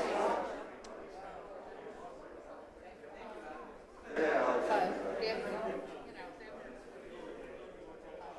there was, they said the closest property to this, the gate is 300 feet.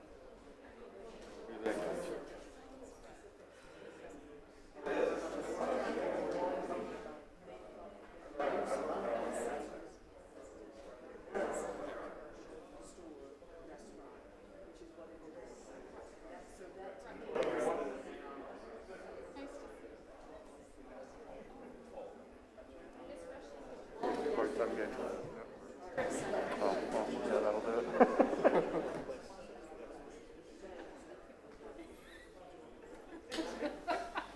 That works out fine, thank you.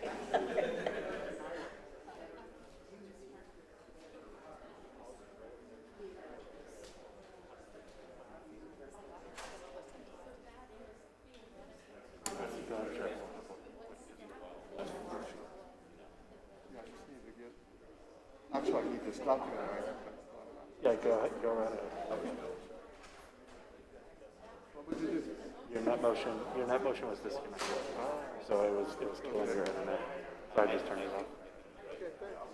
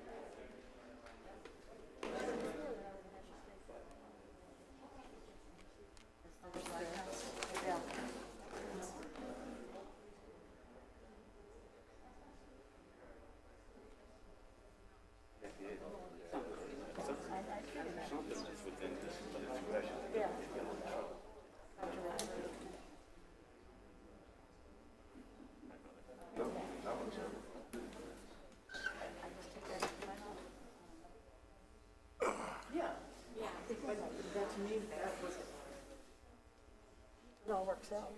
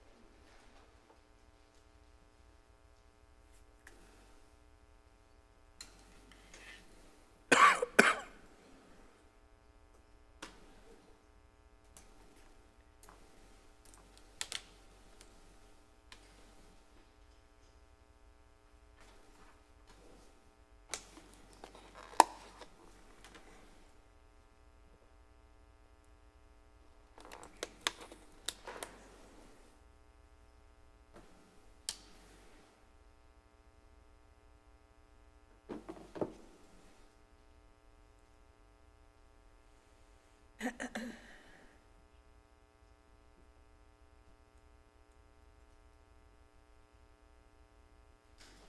told my granddaughter's mother, I said, I need baby pictures for the school because they want to guess who. She sends me this picture. Does that look like a baby picture? They're supposed to be able to guess. You can see that's so fun.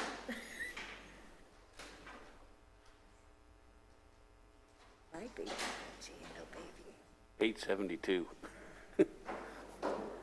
Page 72. All right. Everybody back? Yes. All right, we're going to reconvene.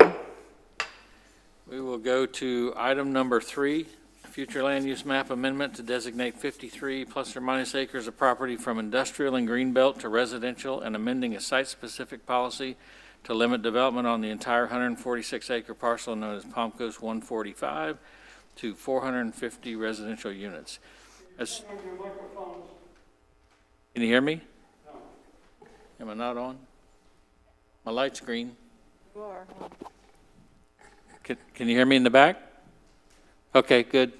Mr. Tyner, are you going to do one presentation for? Yes, sir. Both these items? We've got two applications. We're going to do one presentation. Back in 2017, with the recommendation of the Planning Board, City Council adopted a master plan development agreement for this property. It included industrial, commercial, and a multifamily product. The applicant is requesting at this point to, we will do away with the master plan development agreement, and what the proposal is for a rezoning that would just take the project to single-family residential. Mr. Jose Papa will have the staff presentation with all the details. And yes, one presentation, but the board will have to act on both of them separately. Thank you. Go ahead, Mr. Papa. Thank you. Good evening, Mr. Chair and members of the board. Jose Papa for the Community Development Department. The presentation will cover 2 applications for a subject parcel owned by Palm Coast 145 LLC.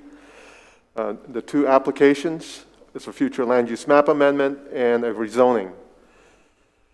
To provide some background, Palm Coast 145, as you can see highlighted in red, is about 146 plus or minus acres. It is currently vacant. It is situated on the east side of US 1, south of Belterre Boulevard, and just north of Caris Trail.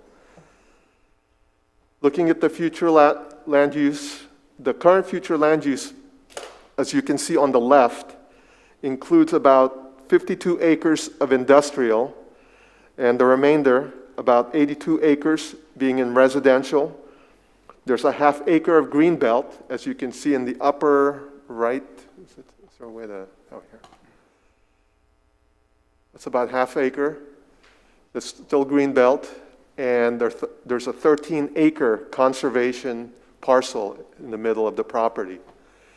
The proposed amendment, I'm sorry, and before I move on, there is also a site-specific policy attached to this 145 acres that currently limits development on that property to 348 dwelling units and 350,000 square feet of non-residential use. So that's what it has for entitlements at this time. The proposed application is to basically change the industrial designated area to residential, and also that half acre of greenbelt in the northeast corner of the property, also to residential, and change the limiting policy to limit this entire parcel to a maximum of 450 dwelling units.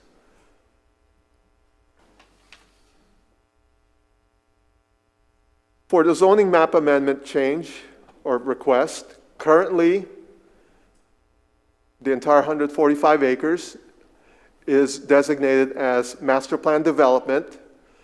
However, that half acre of greenbelt, which we previously discussed, is still zoned suburban estate residential, since that parcel, that half acre area, came under the ownership of the current owner after the 2017 amendment. So the proposed amendment zoning-wise to the zoning map is to designate about 47 acres on the periphery of the parcel to the north and to the east as single-family residential 2, with the bulk of the property being zoned single-family residential 1, and the area which we saw designated as conservation on the future land use map being designated as preservation on the zoning map. With any future land use map amendment, we do a public facilities impact analysis where we look at a comparison of what's proposed and what's existing.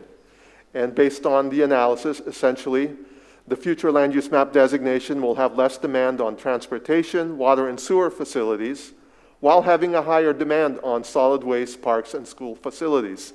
And that typically comes about because of the increase in the number of potential units that this future land use map amendment will have. Remember, previously it was a limit of 348 dwelling units, and now there's a maximum of 450 dwelling units. While at the same time, of course, the decrease in the impacts on facilities came from the loss of about 350,000 square feet of non-residential use. Under the environmental impact analysis, the proposed amendment will not have an additional impact on the environmental features found on the subject property, since the amendment does not expand the developable area.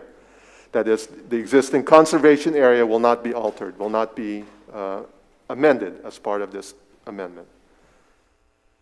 Consistency with surrounding land use.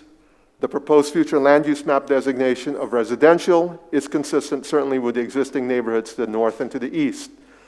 When they come in for development plans at the preliminary plat level, they will need to take into account that there's an existing industrial uses to the west of the property, which might require some additional buffering on behalf of the developer.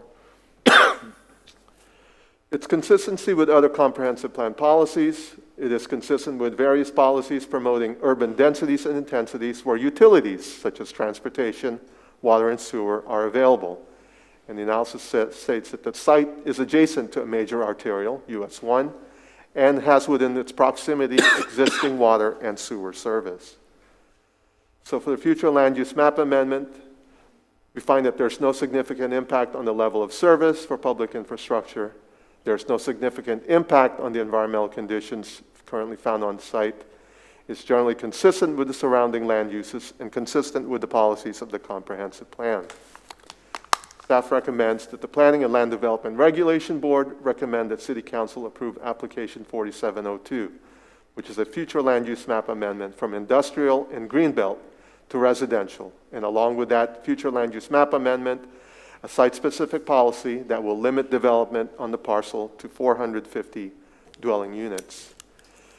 Moving on to the zoning map amendment, again, currently the zoning for this parcel is master plan development with a small amount of suburban estate residential. The proposed change, again, will designate that MPD to really what we call straight zoning, and those designations would be the orange, single-family residential 2, the tan color, single-family residential 1, and again, the conservation area in the middle being designated as preservation. Just to call out these highlighted red areas, those are not included as part of this application. Those are privately owned lands left over from an ancient platted at the beginning of the founding of Flagler County. So just a little detail. Again, under its current zoning, there is an approved development plan, which is this master plan development, which basically included an envelope of having your single-family residential uses on the north and the east of the property, your multifamily development towards the middle of the parcel, and about 350,000 square feet of non-residential uses along US 1. This proposed amendment, again, will eliminate the commercial uses and the multifamily uses and convert all that to single-family use. With the zoning map amendment, there are criteria in our land development code that we review to ensure consistency with the land development code. First criteria is the consistency with a comprehensive plan. Again, as previously reviewed, the proposed amendment will be consistent with policies for infrastructure availability and expanding urban uses only where there's available infrastructure. Its impact on the natural environment, there will be no additional impact. Its impact on public facilities, again, as the analysis showed for the comprehensive plan amendment, there's less impact on transportation, water, and sewer, while more impact on schools, parks, and solid waste demand. Its impact on the economy, there's no negative impact on the economy. Job opportunities will continue to remain during the construction phase. Are there changes in circumstances or conditions? It is not the annexation that necessitates its amendment. What we have here is an applicant wanting to meet the market demand as he sees fit for the housing market currently. Its compatibility with proximate uses and development patterns. It is compatible with residential development to the north and the east. The introduction of the single-family residential adjacent to US 1 will require consideration during the planning process. And does it accomplish a legitimate public purpose? Rezoning the entire property to single-family zoning provides a more consistent zoning designation with the adjacent single-family neighborhood. At this time, staff is recommending that the Planning and Land Development Regulation Board recommend that City Council approve application 4703, which is a zoning map amendment from Master Plan Development and Suburban Estate 1 to Single-Family Residential 1, Single-Family Residential 2, and Preservation. After tonight's public hearing, these two applications will then move on to City Council for two public hearings. And since the future land use map amendment is greater than 10 acres, it must be transmitted to the state after the first reading with City Council. The state will then have 30 days to review that comprehensive plan amendment and to provide any comments to the city. And when I say the state, various state agencies, that would include Department of Transportation, the Department of Environmental Protection, the State Land Planning Agency, the Water Management District, and the Department of Environmental Protection. And Flagler County will also receive a courtesy copy of that amendment. And the applicant is here to present and to answer any questions that the board might have. All right, does the applicant have a presentation?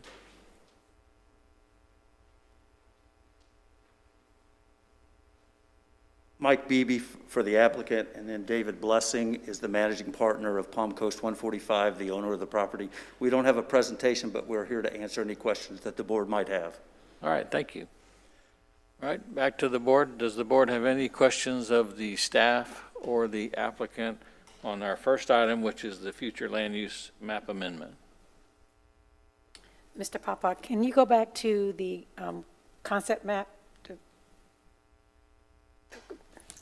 There, master plan, conceptual master plan. Yes, ma'am. So Palm Coast 145 initially submitted this conceptual master plan, correct?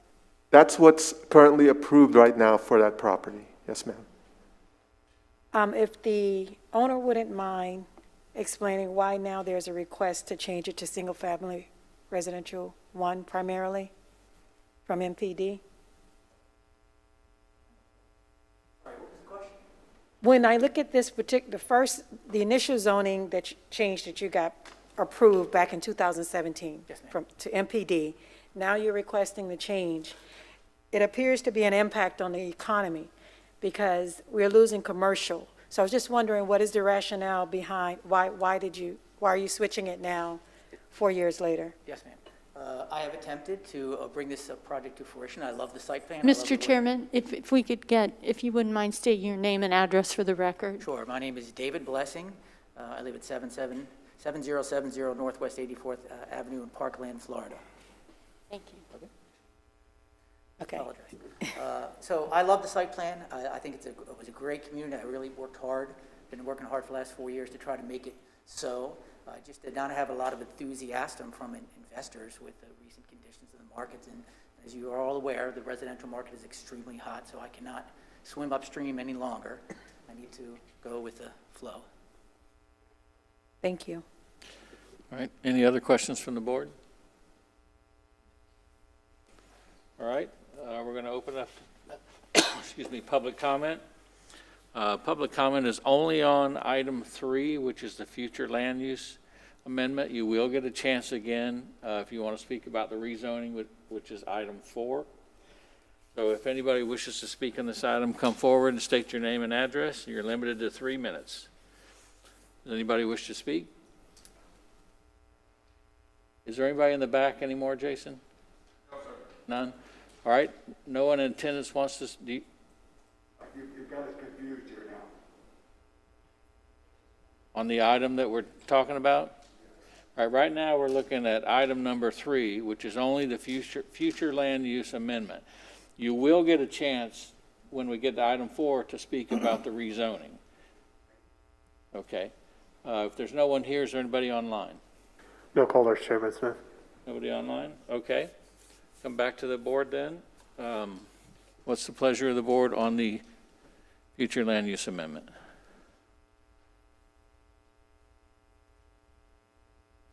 I'll make a motion to recommend to City Council a future land use, a flume amendment from Industrial and Greenbelt limited specifically on this site to 450 units. I'll second. All right, a motion and a second. Irene, would you call the roll? Mr. Albano? Yes. Mrs. Lucas? Yes. Mr. Hilton? Yes. Mr. Scully? Yes. Ms. Nicholson? Yes? Ms. Shank? Yes. Mr. Smith? Yes. Motion carries 7-0. All right, thank you. We'll move on to item number 4, which is the accompanying amendment or zoning amendment, taking it from master plan development to suburban or to single-family residential 1, single-family residential 2, and preservation. We've already heard the staff presentation. I assume the applicant is in the same position. You just want to answer questions. All right, does the board have any questions of the staff or the applicant? Okay, we will open up the public hearing then on item number 4, which is the zoning map amendment. Anybody wishes to speak, please come forward, state your name and address.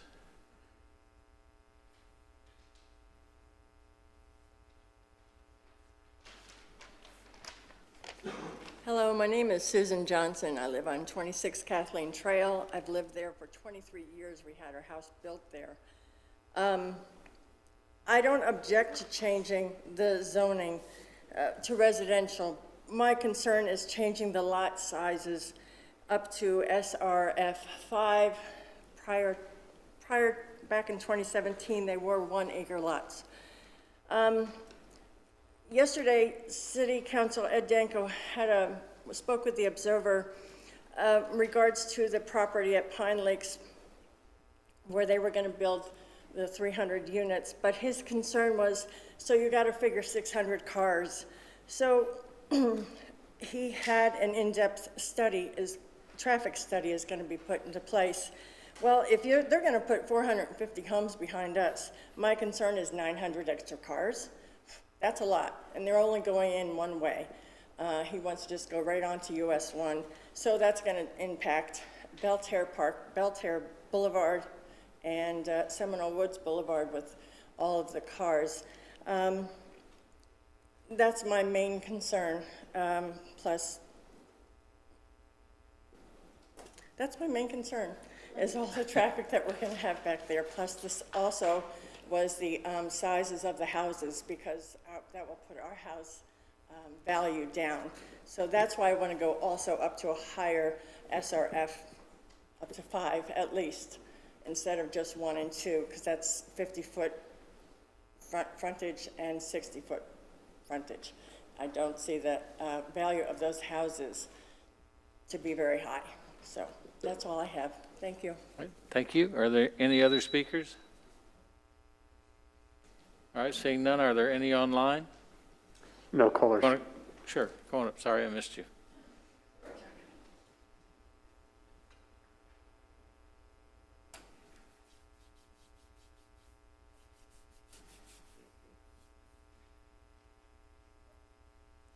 Good evening. Chuck Johnson, 26 Kathleen Trail, the other half. We've been, like my wife said, since '98. We were here in 2017 when these gentlemen brought up changing it to multifamily, commercial. It used to be 1 acre lots. Everyone was fine with that. We've had neighbors and friends move because of this 2017 ordeal. And just because they couldn't sell it, now they want to come down and put in 450 single-family homes. They're not going to put them in. They're going to sell it once you give them approval. I don't know what they gave Melissa and her son, Nikki, to get it through last time. Hopefully, you won't let it go again. You want to put homes in, put them in, but please don't let them have 450 homes back there. Let it go back to the 1 acre lots like it used to be. Thank you very much. Thank you. Yes.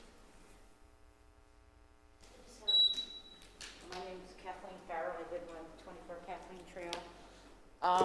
Ma'am, can you just, I'm sorry, because the microphone's right there. Can you just repeat your name and address again? For the Sorry. mic, I'm sorry. Kathleen Farrell. I live on 24 Kathleen Trail. My main concern is the buffer. The plan now, it's supposed to be a 25-foot buffer backing up to the streets that are in that triangle. At the meeting for the residents, they said that Palm Coast's buffer is only 10 foot.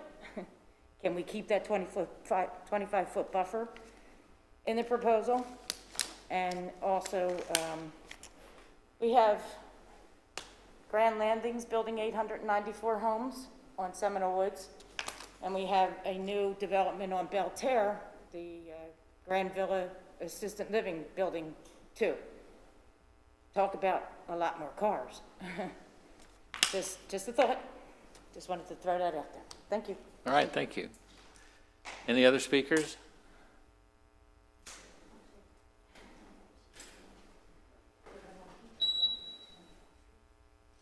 Good evening. My name is Frank Ciafalo at 25 Carriage Trail. Basically, I just have a question regarding the lot sizes that are proposed. When we met with the developer a couple of weeks ago, there were 2 different lot sizes. There would be larger lot sizes that would abut, let's say, the homes along Carriage Trail. Is there any idea what those lot sizes will be?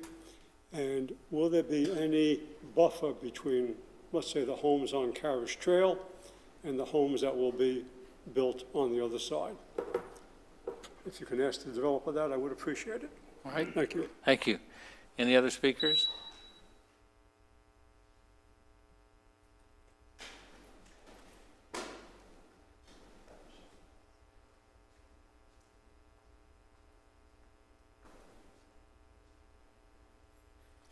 Hello, my name is Ron Moyer. I live on Carriage Trail. I've only been down here a few years, and, you know, when I found my home, it was nice, clean, beautiful, well-built.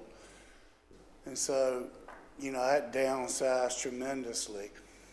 But, you know, now when I come in on US 1, traveling back from north, I look over to my right and I see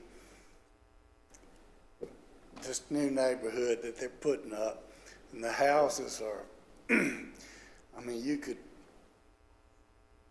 it's 10, 15 feet apart, and it looks cheap to me.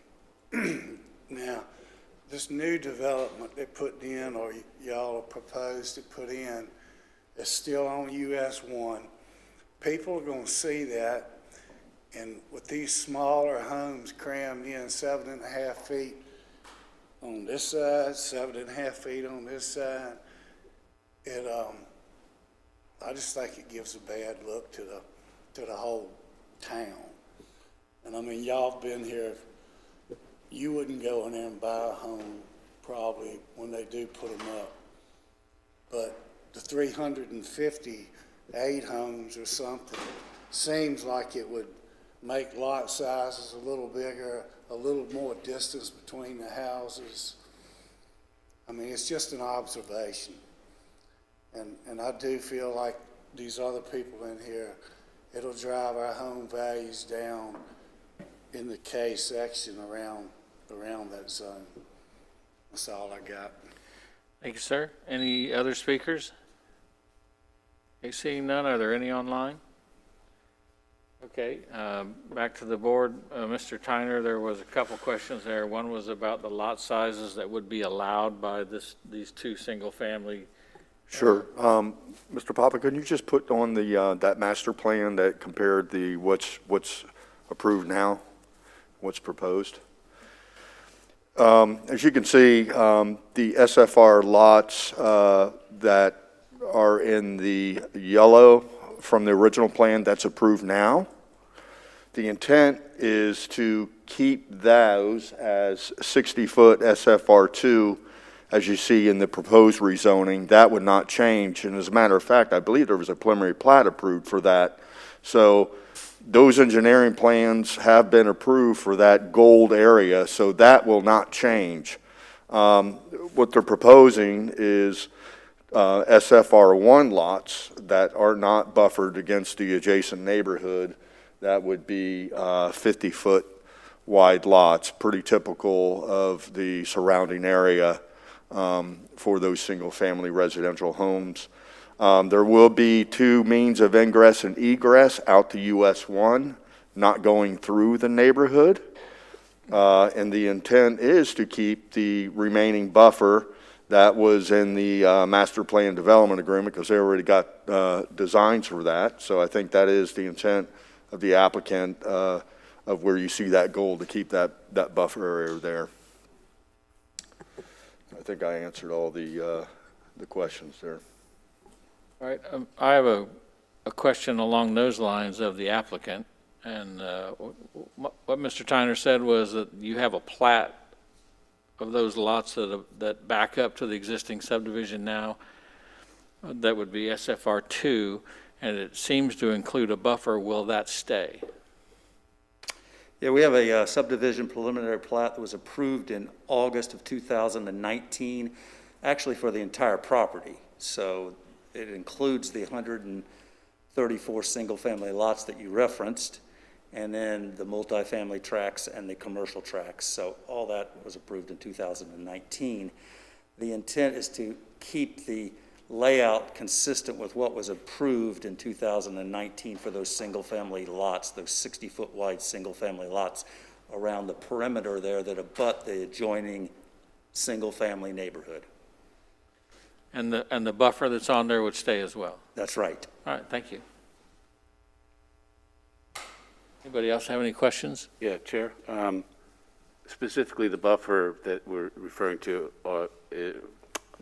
can't speak, northwest corner and southeast corner, is that what we're referring to here? I'm sorry, say that again? The landscape buffer, are we referring to what is up there in the northwest corner and what is down there in the southeast corner as remaining, from the MPD? Do we have a pointer? We don't have a pointer. You can use the mouse. Yeah, we can use the mouse. There you go. That green area up there where the mouse is almost on. So the buffer behind these single-family lots that run here. Okay, all right, so you're referring to that buffer. And run down there, that's the 60-foot wide single-family lots. On the current plat right now, there's a 25-foot buffer. Would that extend, should this rezoning occur, and the SFR1 area all the way over to US 1? Can't answer that right now. I don't know that. Okay.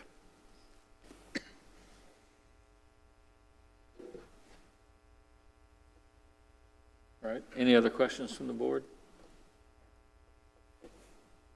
All right, is there a motion from the board? This is on item 4, the zoning map amendment for the 146-acre parcel from master plan development and suburban estate to single-family residential 1, single-family residential 2, and preservation. Is there a motion? I make a motion that we accept this. Okay, your motion is to approve. Is there a second? I'll accept it. Second. Okay, there's a motion and a second. Irene, would you call the roll? Mr. Albano, Yes. Mrs. Lucas. Yes. Mr. Hilton. Yes. Mr. Scully. Yes. Ms. Nicholson. Yes? Ms. Shank. Yes. Mr. Smith. Yes. Motion is carries 7-0. All right, thank you. We will move on to item number 5, Palm Coast Tennis Pod Subdivision Master Plan, Tier 2, Application 4648.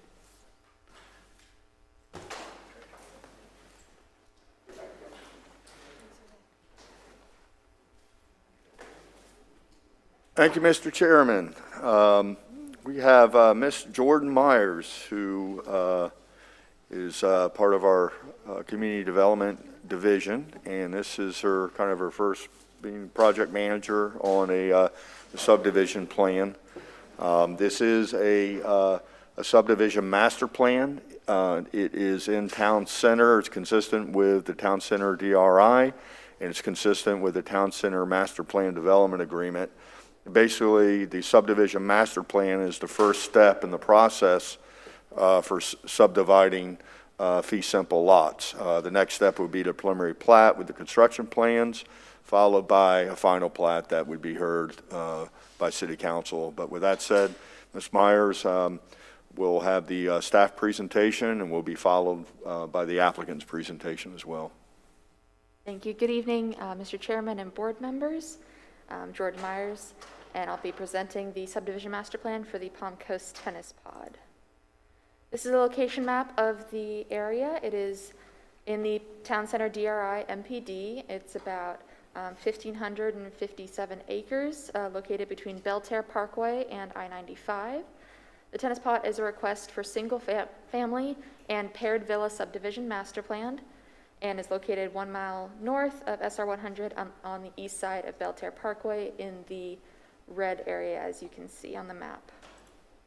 This is a closer up aerial. Again, one phase single family and paired villa subdivision with 65 single family homes and 96 paired villas on about 95.8 plus or minus acres. This is the current flume map. The site is designated primarily DRI urban core with the remainder in conservation. To the north is institutional. To the south and east is more DRI urban core and conservation, and to the west is residential. This is the current zoning map. It's currently zoned MPD as part of Town Center. To the north is public. To the south and to the east is more of the Town Center MPD, and to the west is duplex, SFR2, SFR3, and PSP. This is the Town Center MPD uses map, so you can see the areas highlighted in red. This is the tennis pod, and it is designated as town residential areas. The 95.8 plus minus acres project is located on tracks 21A and 21B, which, like I said, is designated town residential, which allows single-family lots as small as 2,500 square feet and as narrow as 25 feet. This is the current subdivision layout plan that is proposed. One phase, 65 single-family residential lots that are 50 foot wide and 96 paired villa lots that are 38 feet wide for a total of 161 lots. And they are proposing 3 amenity areas, one right here, which will be a park site with an active element. They are proposing a boardwalk going up through here to the current Palm Coast Tennis Center, as well as a canoe or kayak launch with a pavilion down here to this lake here, and a sidewalk that will connect to Central Avenue and Market.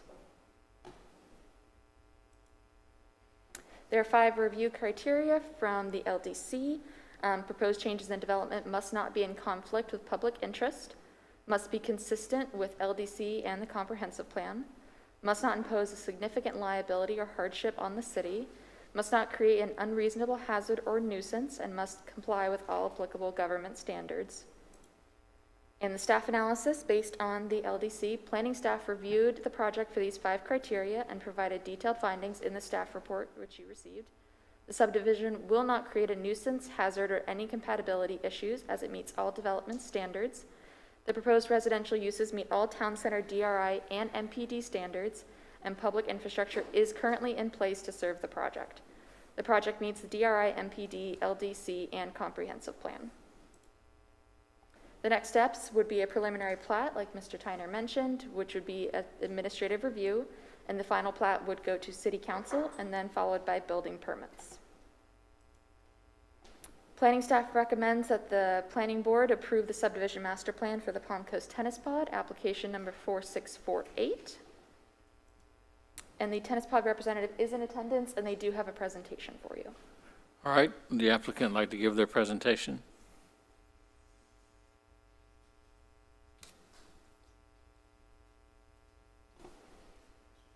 My name's Ryan Blada. I'm with Conley and Wicker. We're located at 1560 North Orange Avenue, Suite 210 in Winter Park, Florida. So I'll go through this kind of quick. First, I want to thank staff for working with us on this. It's been great, and looking forward to moving this project forward. So just quickly, Jordan already went through where it is, but that's our location there. Zooming in a little bit, you can see that there's obvious wetlands, a lake, and then the obvious uplands, which is where we'll do all of our development. We're saving the wetlands, have the development around it. We have the 96 paired villas in red and the 65 single-family lots in orange, and then the rest will be open space, conservation, and ponds, as well as the small area on the existing lake for where the residents can launch kayaks or paddle boards, and then there will be the trail that's going out to the tennis center, which is why we call it Tennis Pod. So I have a bunch of floor plans and elevations, so we can kind of go through them quickly, but first is the paired villas. You can see they're kind of set up like townhomes. The minimum lot width that we're allowed here is 25 feet. These will be 38 feet for a total of 76 feet. So they're a little bit bigger than, you know, a 25-foot townhome unit. Floor plans, they'll be large. They'll be quite spacious. They'll have a 2-car garage. If you go to the next one, this is more. Some of them will be 2 stories, so they'll have even more square footage. And again, 2-car garages on all of them. The second floor there, you can see the garages, as you notice, some are inside and some go to the outside. And these have the entrance is actually on the side, so there's a little bit of variation in the product. These are the single families that'll be 50 foot. If you're not familiar with Toll Brothers product, they are a national home builder, but they have a pretty high-end product. And you can see here quite a bit of difference in the look and feel of these products. Kind of a modern feel with the siding and the lighting. Again, large floor plans, open floor plans, 2-car garages on all of them. And then you can just zip through these. We wanted to show you all that there will be a lot of options on the product. Even though they're a national home builder, they do have a lot of variations, as you can see in their elevations.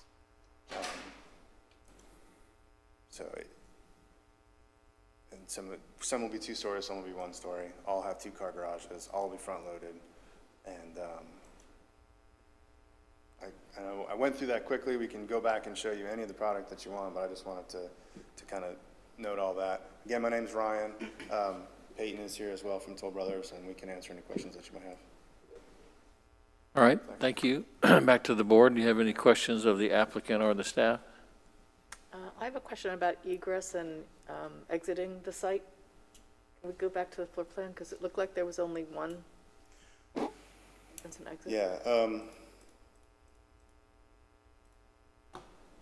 So we have a second entrance. This, I forgot to mention, this will be gated, but we do have a second entrance off to the east that will be coordinated with, I don't know the name of the project, I'm sorry, but there's a multifamily project that someone else is doing over there that we will connect to with an access point. And I was actually going to call Jordan tomorrow based on the, we realized that we might have to make a first phase that has just 50 lots until that second access is coming. And I noticed that you'd said it was 1 phase. So we might end up having to do it phase to just have 50 to meet the fire code for a single access point. And then once we can connect to the east, we'll connect to the east through that project. So Yeah, let me just add, Yeah, we require two means of ingress, egress if you're over 50 units per our comp plan. Town Center, of course, as a big development, already has two ways, ins and outs. So this is kind of, good planning is to have two means of ingress and egress, even for little pods where you can come in and come out. So from a comp plan standpoint, all Town Center meets our comp plan when it comes to two means of ingress and egress. From a good planning standpoint, that we apply the same standard to individual development. So working with Town Center and the developer, there's a couple options when they go through the next stage for the preliminary plat, and we've done this before for other developments because we know that a road will be coming through. We have an active application now for the property that is to the east, and that road is going to be constructed. They're probably going to come at the same time, so we will have that access point. And if not, what is typically we can do too is have a stabilized emergency access. It might be, Shell or something to that nature from a temporary nature in case something does happen and we need to get two people out, but we'll make sure we have that. That was a great question. Any other questions I have from a the board? question, yes. Is this workforce housing or affordable housing? No, this is, like I said, it's Toll Brothers or a national home builder. As national home builders go, their product is higher end. This will be a gated community. It'll be sold fee simple, market rate. They'll want to get as much for each unit as they can. She went through the presentation a little quickly. What's the average square footage? What is the sizes of the homes, the range? Do you know the average square footage? Between 2,000 and 3,000. Yeah, so the on the paired villas too, right? Yeah, so between 2,000 and 3,000 square feet. 50 might be a little more. 2,000, 3,500. So there'll be at least 2,000 square feet or larger. Okay, thank you. No, this is a little bit different from the one we looked at earlier. Yes. Similar concept, but a lot higher end, a lot more expensive. It's a walkable development to And well buffered. Yeah. Any other questions? I have excuse me, I have a comment that I've been sitting on for a while. So I've been in Palm Coast for 48 years. I was 7 years old. I moved here in 1973. There were less than 100 people in Palm Coast. I'm a design professional and a building professional, and I love new houses, new housing developments. But I have to say I'm really disappointed in seeing all of these high-density, narrow lot houses that come across us monthly. It's hard to create good architecture when you can, build a 30-foot wide house. So I really urge staff and future developers to kind of rethink. We just, Palm Coast is a great place to live, but boy, we just don't need to be on top of everybody, and then on top of this, today I've learned a new name for a duplex, a paired villa. It's a duplex. So that's my comment. All right. Any other questions from the board? I guess we disagree. That's okay. All right. We'll open it up to the public then. Thank you. This is a public hearing. Any member of the public that wishes to speak on this matter, come forward, state your name and address for the record. You have 3 minutes. All right. Seeing no one, is there anyone online? No caller, Chairman Smith. All right. Excuse me. We'll close the public hearing then and come back to the board for a motion.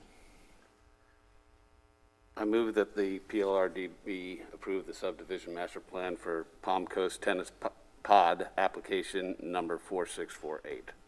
Is there a second? I'll second. All right. There's a motion and a second. Irene, would you call the roll? Mr. Albano? No. No. Mrs. Lucas? Yes. Mr. Hilton? Yes. Mr. Scully? Yes. Ms. Nicholson? Yes. Ms. Shank? Yes. Mr. Smith? Yes. The motion carries 6-1. Thank you. We will move on to item number 6, Advent Health on Palm Coast Parkway, MPD rezoning, application 4723. Mr. Hoover, you going to give the presentation? Mr. Hoover's going to give the presentation. All right. And it'll be followed by the applicant as well, providing a presentation. This is on Palm Coast Parkway, kind of an exciting project for Advent Health expansion of a medical facility. With that, we'll let Mr. Hoover give the details.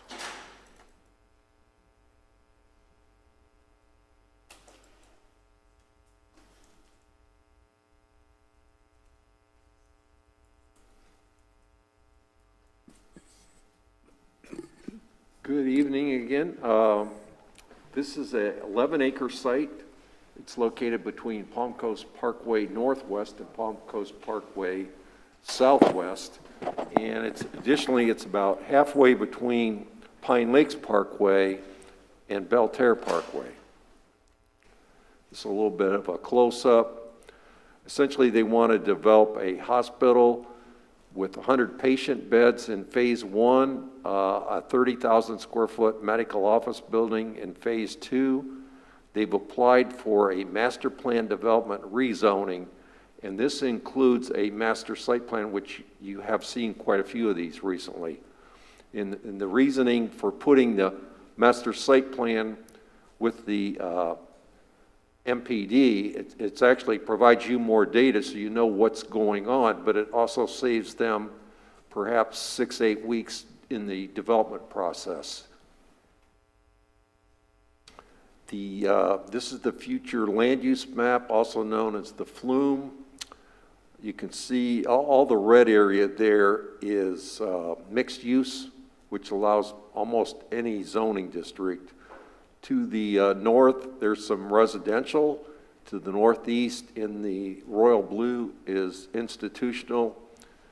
And to the south, we got more mixed use. Then we have the canal designation, and then goes back to residential. The existing zoning map is shown on the left, and on the right is the proposed zoning map. And you can see we've got the famous duplex zoning across the street to the north. And then to the east, we have Office 2. That's the Seacrest Memory Care, so it's sort of like an assisted living facility. South of that, in the COM2, is Roma Court. And then on the south side of Palm Coast Parkway Southwest, you've got more COM2. That's where the Wendy's, Sherwin-Williams, Dollar General is located. And then beyond that is public, semi-public for the canal. And then we got SFR2, single-family homes. And to the west of the project is the office park, zone OFC2. To the northwest, we have high-intensity commercial. Chairman Smith, I need to interject here. Our phone system has just dropped. It has elapsed 3.5 hours. I need to pull it back up. If I'm letting you know that there's a technical issue here. Okay. How long will it take you to? 5 minutes. 5 minutes to call in. Okay, we're gonna recess for 5 minutes while we get back online.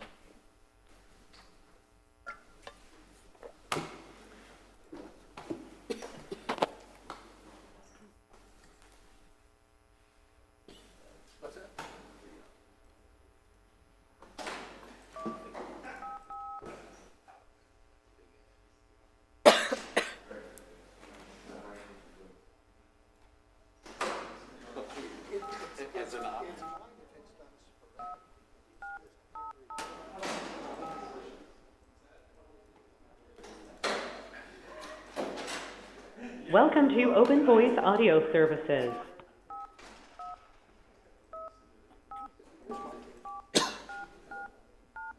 Conference room number accepted. If you are the organizer, press the star key now. Otherwise, please enter your PIN followed by the pound or hash.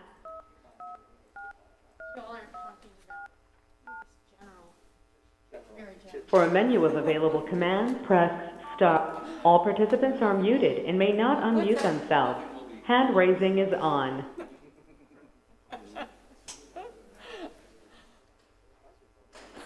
Chairman, we're back up.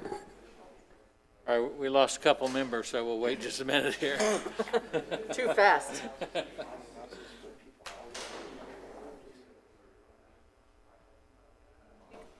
Can I have a bottle of water?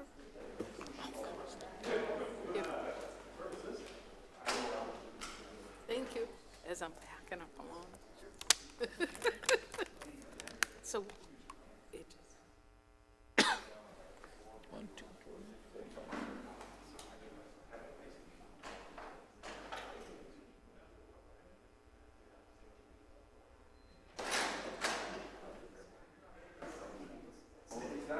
It really seems like we don't really have the opportunity to really go against that. Really? In Pennsylvania. We actually have the authority to make recommendations. The developers and so forth to respond to and incorporate. You can, if it's in like an MPD or something like that. When you're in straight zoning, unless they're applying for a special exception or something like that, you can't mandate it. If you're in straight zoning. But I'm not, like, we didn't give a reason why we didn't approve. We're all wrong. Yeah, we're waiting on Mrs. Lucas. I hear. Not, you know, I'm Generally sure speaking. we actually. Generally speaking. But we have the code, I mean, we pretty much have to stick with that, unless it's MPD or special exception, then you have flexibility. But without that, you don't have a lot. I don't know that we actually had a lot to argue with that. Probably gonna come back. Okay, I think everybody's back, so we're going to reconvene. Mr. Hoover? Where'd he go? Oh, here he comes.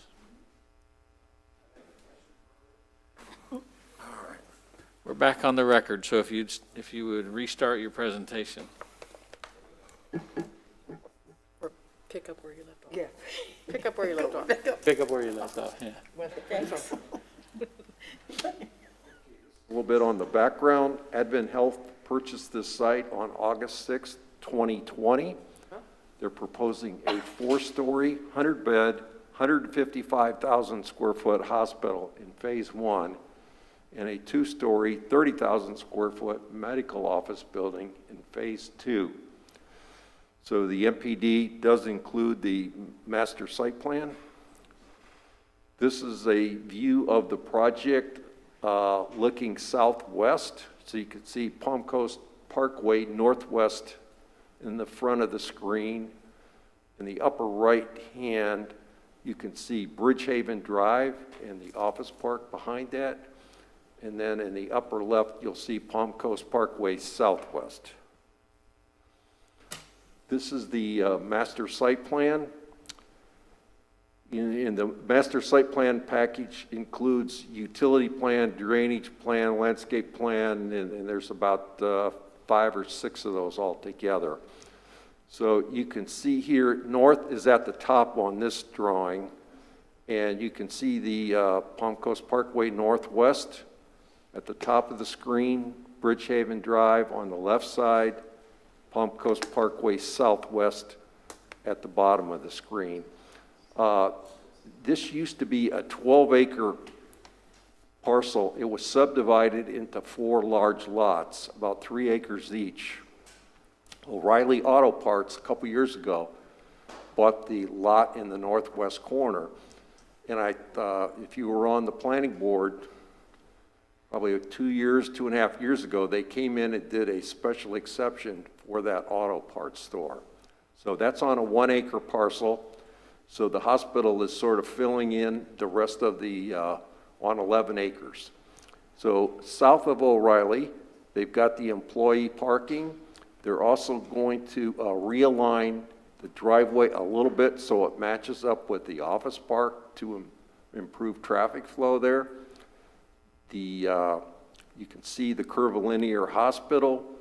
The service area is on the southwest side of the hospital. South area is the ambulance parking, and there's a heliport on the east side of the hospital.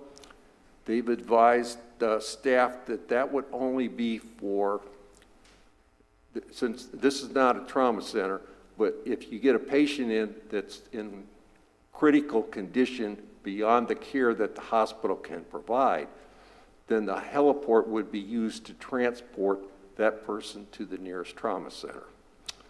And you can also see the patient parking that makes up the northeast part of the parking lot. And so there's patient drop-off for both the medical office building and the hospital. So this is the site development requirements, and I'll point out some of the departures that are we reviewed in the master plan development. So maximum building height in COM 2, which is so their existing zoning is COM 2. That's the base zoning that they've applied for in the MPD. And so then the master plan development agreement, you modify that as deemed appropriate. So the Palm Coast overlay has a 50-foot minimum, 50-foot maximum height limit. And we're on sort of the western edge of that. In the MPD, which is, we're customizing the zoning, we're showing a 79 feet, 9-inch maximum height. So the building is actually 79 feet, 6 inches as proposed. The maximum floor area ratio, we're using what's in the COM 2 zoning district. They're at, which is required to be no more than 40, they're at 39%. And the maximum impervious surface ratio is normally 70% in the COM 2 zoning district. However, the typical MPD is required to be a maximum of 60%, but they give you some options to how that can be exceeded.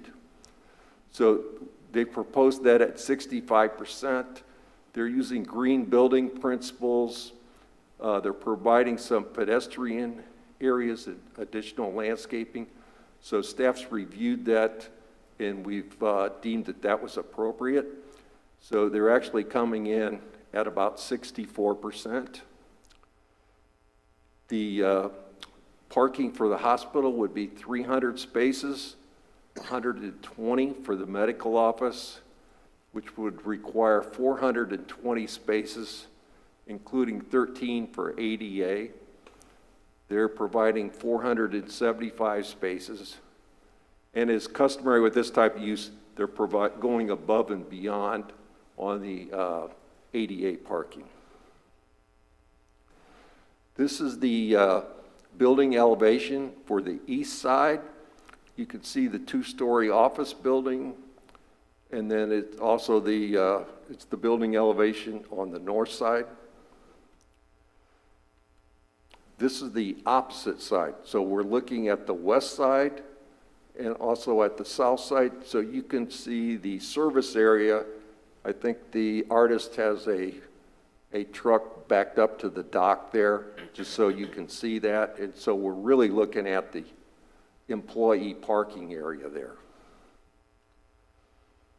These are the 5 review criteria that we used for every zoning change.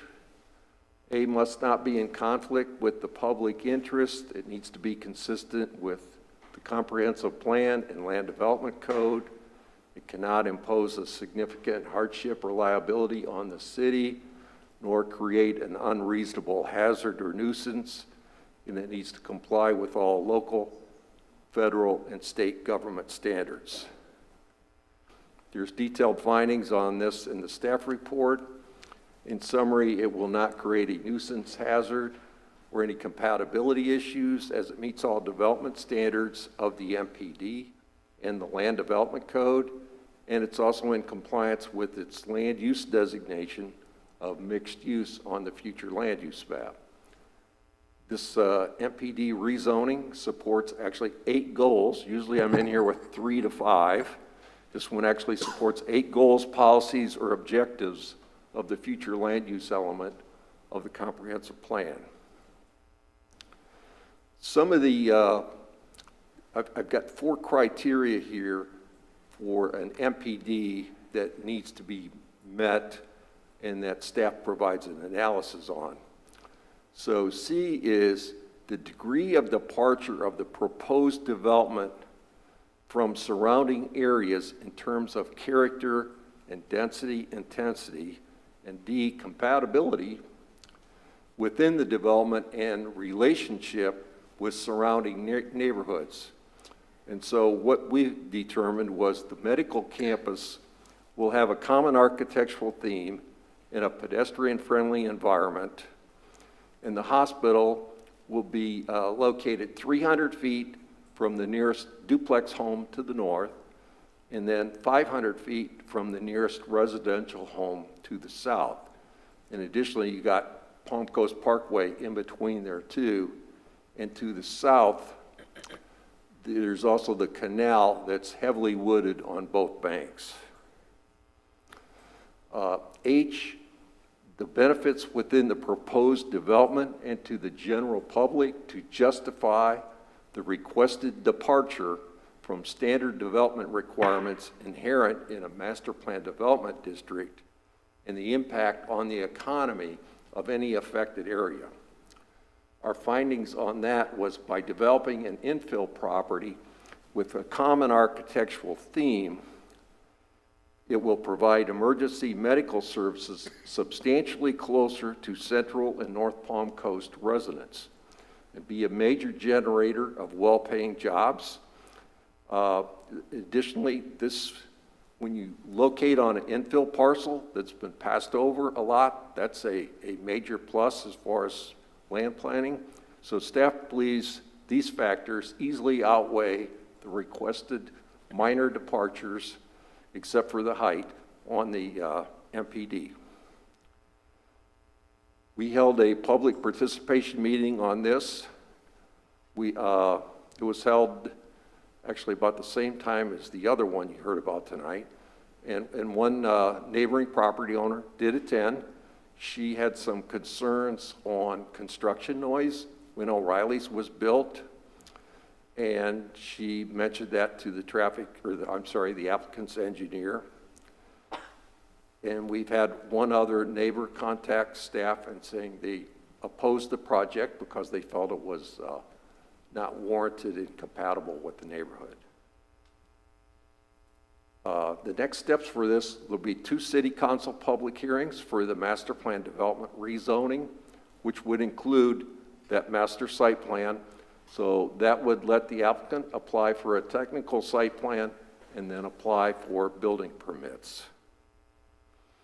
Planning staff recommends that the Planning and Land Development Regulation Board find this master plan development in compliance with the comprehensive plan and recommend that City Council approve the Advent Health on Palm Coast Parkway MPD application number 4723 as presented by city staff.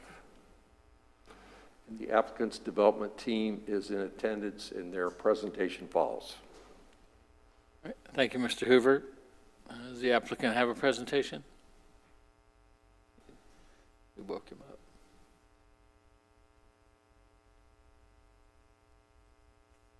Am I allowed to take this down? I'm Kurt Wempe. I'm with Alliant Engineering. I'm the civil engineer for Advent Health. I also have here tonight Wally Diaquino, the chief operating officer for the hospital on 100. And we'd be happy to answer any questions. I don't think I'm going to give you a formal presentation. Bill, you can put back up the, go back a little bit more to the front. Did I go too far? There, yeah, that's fine. Or even the elevation from the front. It's a beautiful facility, as you can see. We're really excited about it. We believe we've addressed everything we can on the site and feel that it's going to function really well in the middle of Palm Coast Parkway. It's in between, eastbound and westbound. And like I say, I'd be happy to answer any questions. I pretty much know everything about the project at this point. Thank you. I have one question. Certainly. Will you have pediatrics there or obstetrics? And that's the one I can't answer. So I'll hand that over to Wally. I really shouldn't say or, I should say pediatrics and obstetrics. I guess I gotta say my name, right? Wally Diaquino, 12 Pretoria Lane, Palm Coast. Good evening. That is a very popular question, actually. And it is a question that we take it seriously, and we keep looking at the data so we can make decisions like this. In 2020, the number of births that was attributed to Flagler County, not just Palm Coast, Flagler County, was a total of 825 births. So today, we have, our community has an option to go to Daytona or St. Augustine. So we are sure that we would never be able to capture 100% of the births in Flagler County. So we estimate that if we were to open a birth center today, we would have less than 2 births per day coming to our facility because we would probably be capturing around 50 to 60% of the market in that. The biggest problem is not financial, which is kind of obvious. The reason why we don't have it is because it would be impossible for us to recruit skilled physicians that would be willing to come to a facility where they can only deliver 1 or 2 babies a day, if that. And then nurses also require training, and for that, they need to acquire X amount of deliveries so they can continue to keep their proficiencies in the area. Now for pediatrics, that was for delivery. For pediatrics, it is common that the majority of the treatment for pediatrics is done in the outpatient setting. I asked them to pull the data for our ED, and for the past 12 months, we have 2,500 pediatrics visits in our ED. Only 83 out of the 2,500 needed to be transferred to another facility, and not all of them necessarily to be an inpatient, and that is why we cannot have a unit in our facilities yet. Thank you. That was a no-no. So what services are you providing in the hospital? Okay, so we are providing basically all of the same services that we have in the current hospital, which is cardiology, surgery, orthopedic services, inpatient rehab. In the MOB, there will be outpatient rehab as well. The emergency room, and more important, we will have more ICU rooms. The ICU rooms that are being designed there will be able to also expand. So we have about 20 extra rooms that we can switch and make it ICU rooms in case we experience another pandemic, which is something that we learned that it is important. Thankfully, we had done this already in this facility. So that other facility will be able to provide an additional 40 turnkey ICU rooms if there's a need in the future. And not trauma, right? Is that what? There will be no trauma. Let me answer that question. That's a popular question also. Can you tell me how many jobs a hospital this size will create? Yes. So we are estimating a total of 700 jobs. To start, it will be probably between 400 and 450, and it will ramp up to 700. The trauma center, that is not a decision that a hospital can make. It is a decision made by the state. And the state has many criteria of why they would allow or not allow a certain hospital to become a trauma center. We contracted a consulting company in 2018 to see if we were getting even close, and we're not. Today, the district belongs to Halifax, and they are the only entity in this district that is recognized as a trauma center. Any other questions of the staff or applicant? Okay, we will open the public hearing. Anybody from the public that wishes to speak on this matter, please come forward. You have 3 minutes. State your name and address. Seeing none, are there any online? No callers. Okay, we'll close the public hearing and come back to the board. What's your pleasure? I'll make a motion. Okay. I make a motion to approve application 4723 for the rezoning of Advent Health on Palm Coast Parkway. All right, is there a second? I will second. Okay, motion and a second. Irene, would you call the roll? Mr. Albano, An overwhelming yes. Mrs. Lucas, Ditto, yes. Mr. Hilton, Yes. Mr. Scully, Yes. Ms. Nicholson, Overwhelming yes. Ms. Shank, Yes. Mr. Smith. Yes. The motion carries 7-0. All right, thank you very much. Thank you. Glad to see you going there. All right, well, our last item, item number 7, Lighthouse Harbor Luxury Apartments Master Site Plan Application 4625. Thank you, Mr. Chairman. Bill Hoover will have this presentation as well. Just a little bit of background on this project. This project had a PUD, which is kind of equivalent to the city's MPD, Master Plan Development, had a development agreement that was approved by Flagler County in 2008. In 2019, this property was annexed into the city of Palm Coast, and concurrently, a new revised, I guess, Master Plan Development Agreement was created, just with minor changes we had to honor because it comes over from the county. We honor the entitlements that come over from Flagler County to the city, and the MPD kind of reflected that as well. So this is a master site plan that is located on the west side of Colbert Lane, part of the Lighthouse Harbor MPD area, and Mr. Hoover will have the technical staff report details. Lighthouse Harbor is a multifamily project, 22 acres. It's on the west side of Colbert Lane where Roberts Road intersects with Colbert. Gel Corp is the contracted purchaser, and they're also the applicant, and they've applied for a master site plan for 240 apartments. And since the project has over 100 residential units, it requires review, recommendation by the planning board, and then goes to city council for final review and determination. The future land use map shows the site is mixed use. And then to the east and southeast and south, we have a lot of more mixed use. Further to the west, we have conservation. In the pink, hot pink areas there that are on the north side of the site and in the middle of the site on the west side of Colbert there, those are mixed use, low intensity, and that's a Flagler County designation. This is the zoning map, and the site is part of the Marina Village Master Plan Development. To the north, there's a couple more Flagler County designations, PUD, and the AC in the light green, and there's also another one on the west side of the site. That's agricultural.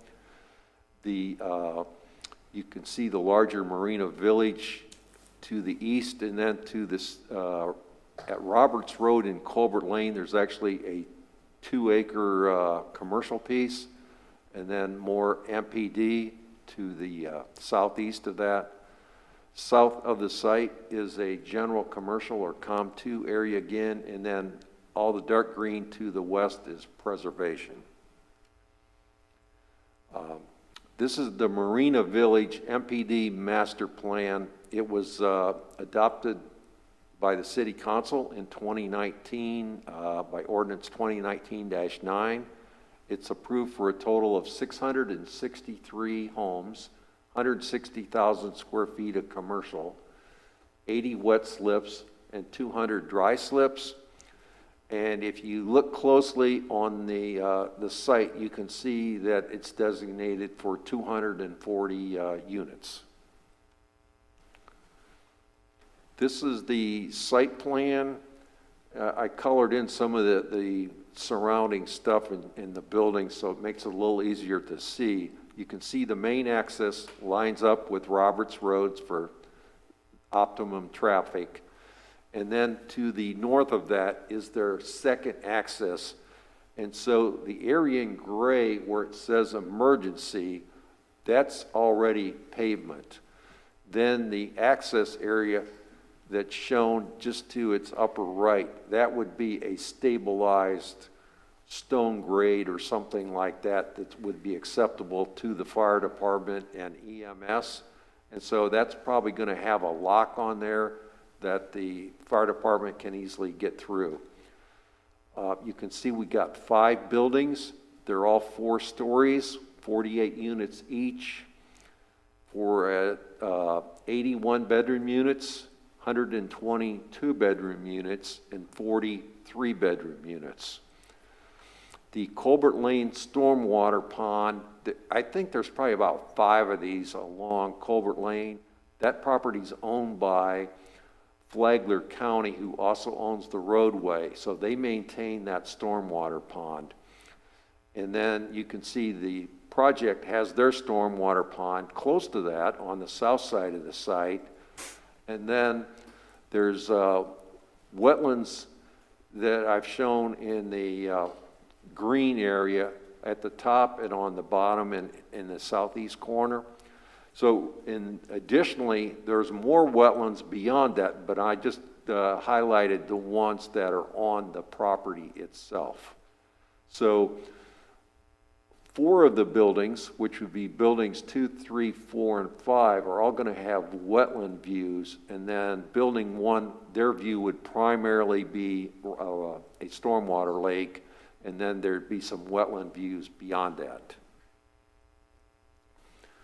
This is the site development requirements. The Marina Village MPD states that we use the MFR2 standards in the land development code for any multifamily on this project. So the maximum height, for instance, is 60 feet. Their architect was able to keep it under that after a little bit of work. And then the parking for a 1-bedroom unit is 1.5 spaces, and then for 2 and 3 bedroom units, it goes to 2 spaces. So they are meeting that requirement. They've got 8 spaces for the clubhouse and rec area. The other requirement is, you probably know this by now pretty well, that 1/3 of multifamily units are required to have a garage. So they also have 80 garages.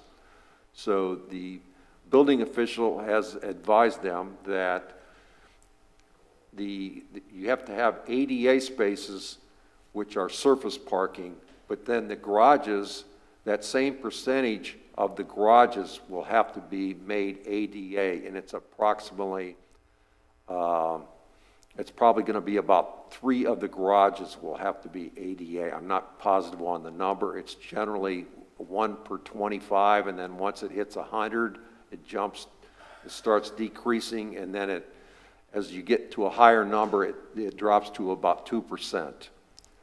The land development code for MFR2 has a requirement of 650 square feet, which is more applicable, let's say, to 1-bedroom units. So in this case, their 1 bedrooms are 700. It goes to 900 for 2-bedroom, and then it jumps to 1,020 for 3-bedroom units. These are the building elevations, and so it's showing all 4 sides. And then the next slide, I'll show you a blow-up of the front residential elevation.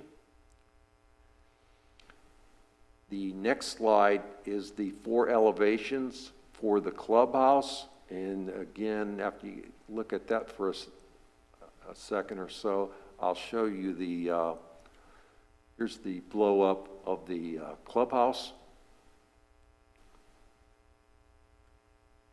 And we analyzed the master site plan for the same 5 review criteria that I think you've probably heard 4 times tonight. So I'll just skip over that, and then obviously it's in detail in the staff report, and In summary, the master site plan will not create a nuisance hazard or incompatibility issues as it meets all development standards and is in compliance with its mixed-use designation on the future land use map. The development already has all needed infrastructure in place, or it's along Culvert Lane, and then the applicant would need to do any utility extensions on their pocketbook.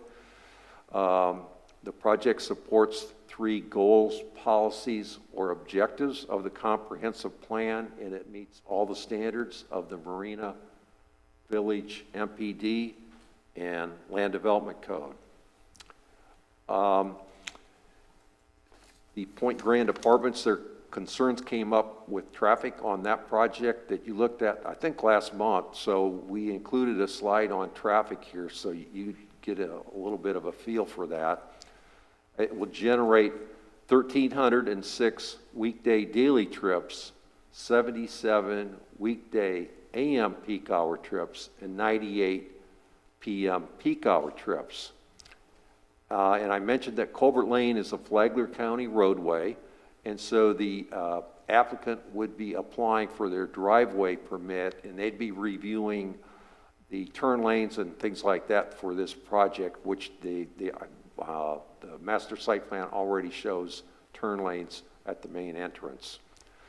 So based on today's transportation impacts fees per unit is $1,809, so they would be paying into the city transportation fund $434,160, and then that gets used by the city council for the transportation improvements in the 5-year capital improvement element.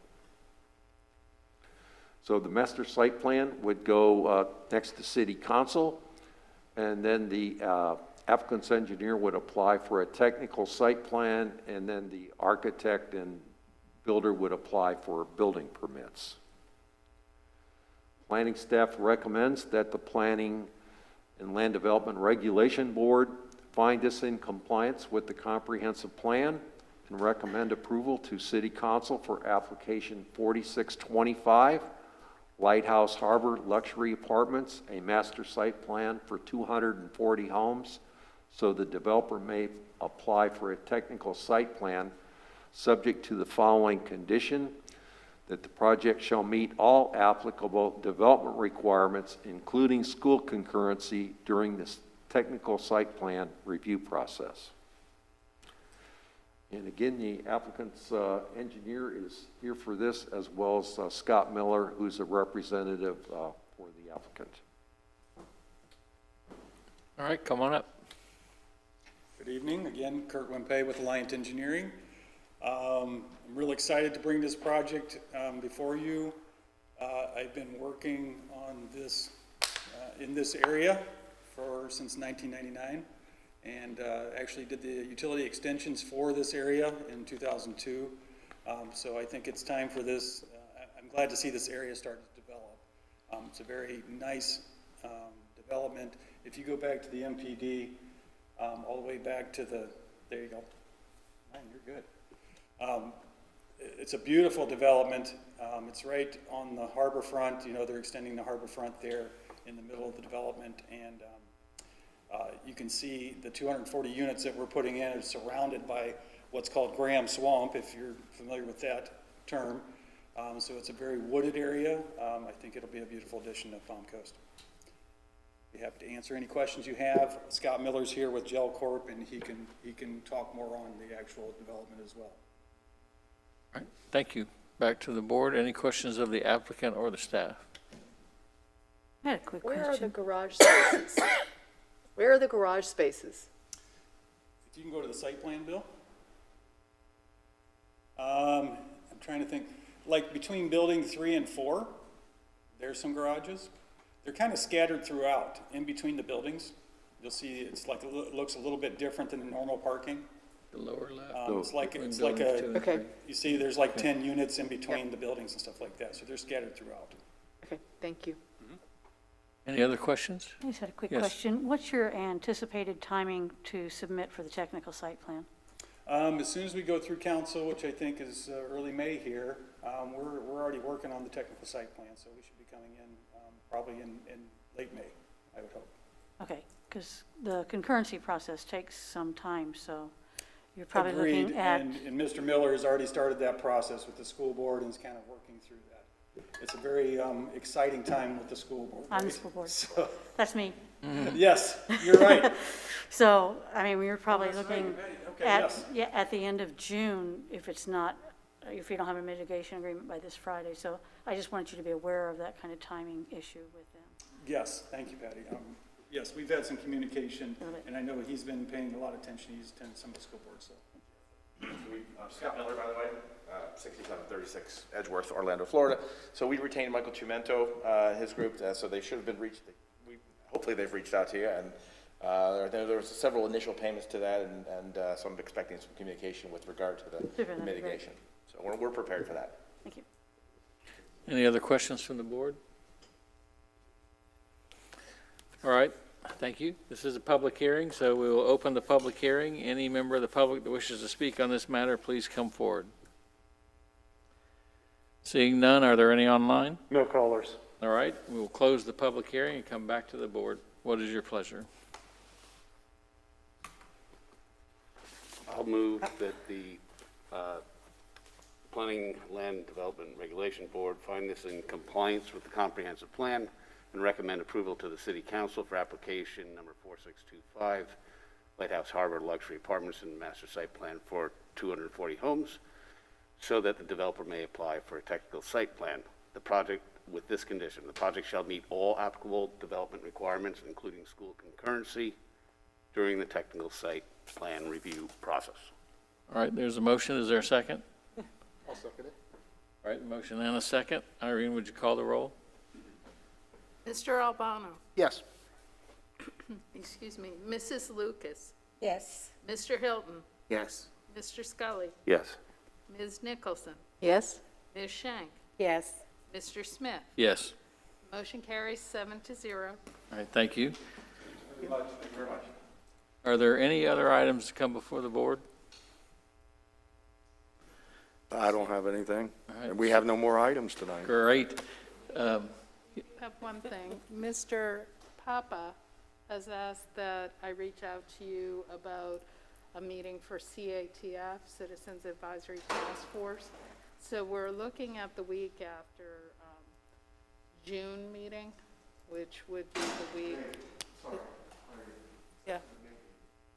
I'm sorry, May. I meant May. It's a tough night. 26th or the 27th, I'll be sending you an email, but if you could keep that in mind, that would be at 5:30 here. All right, thank you. Thank you. That was all. All right, if that's all, is there a motion to adjourn? I motion to adjourn. Is there a second? All those in favor, please say aye. Aye. Any opposed? We're adjourned.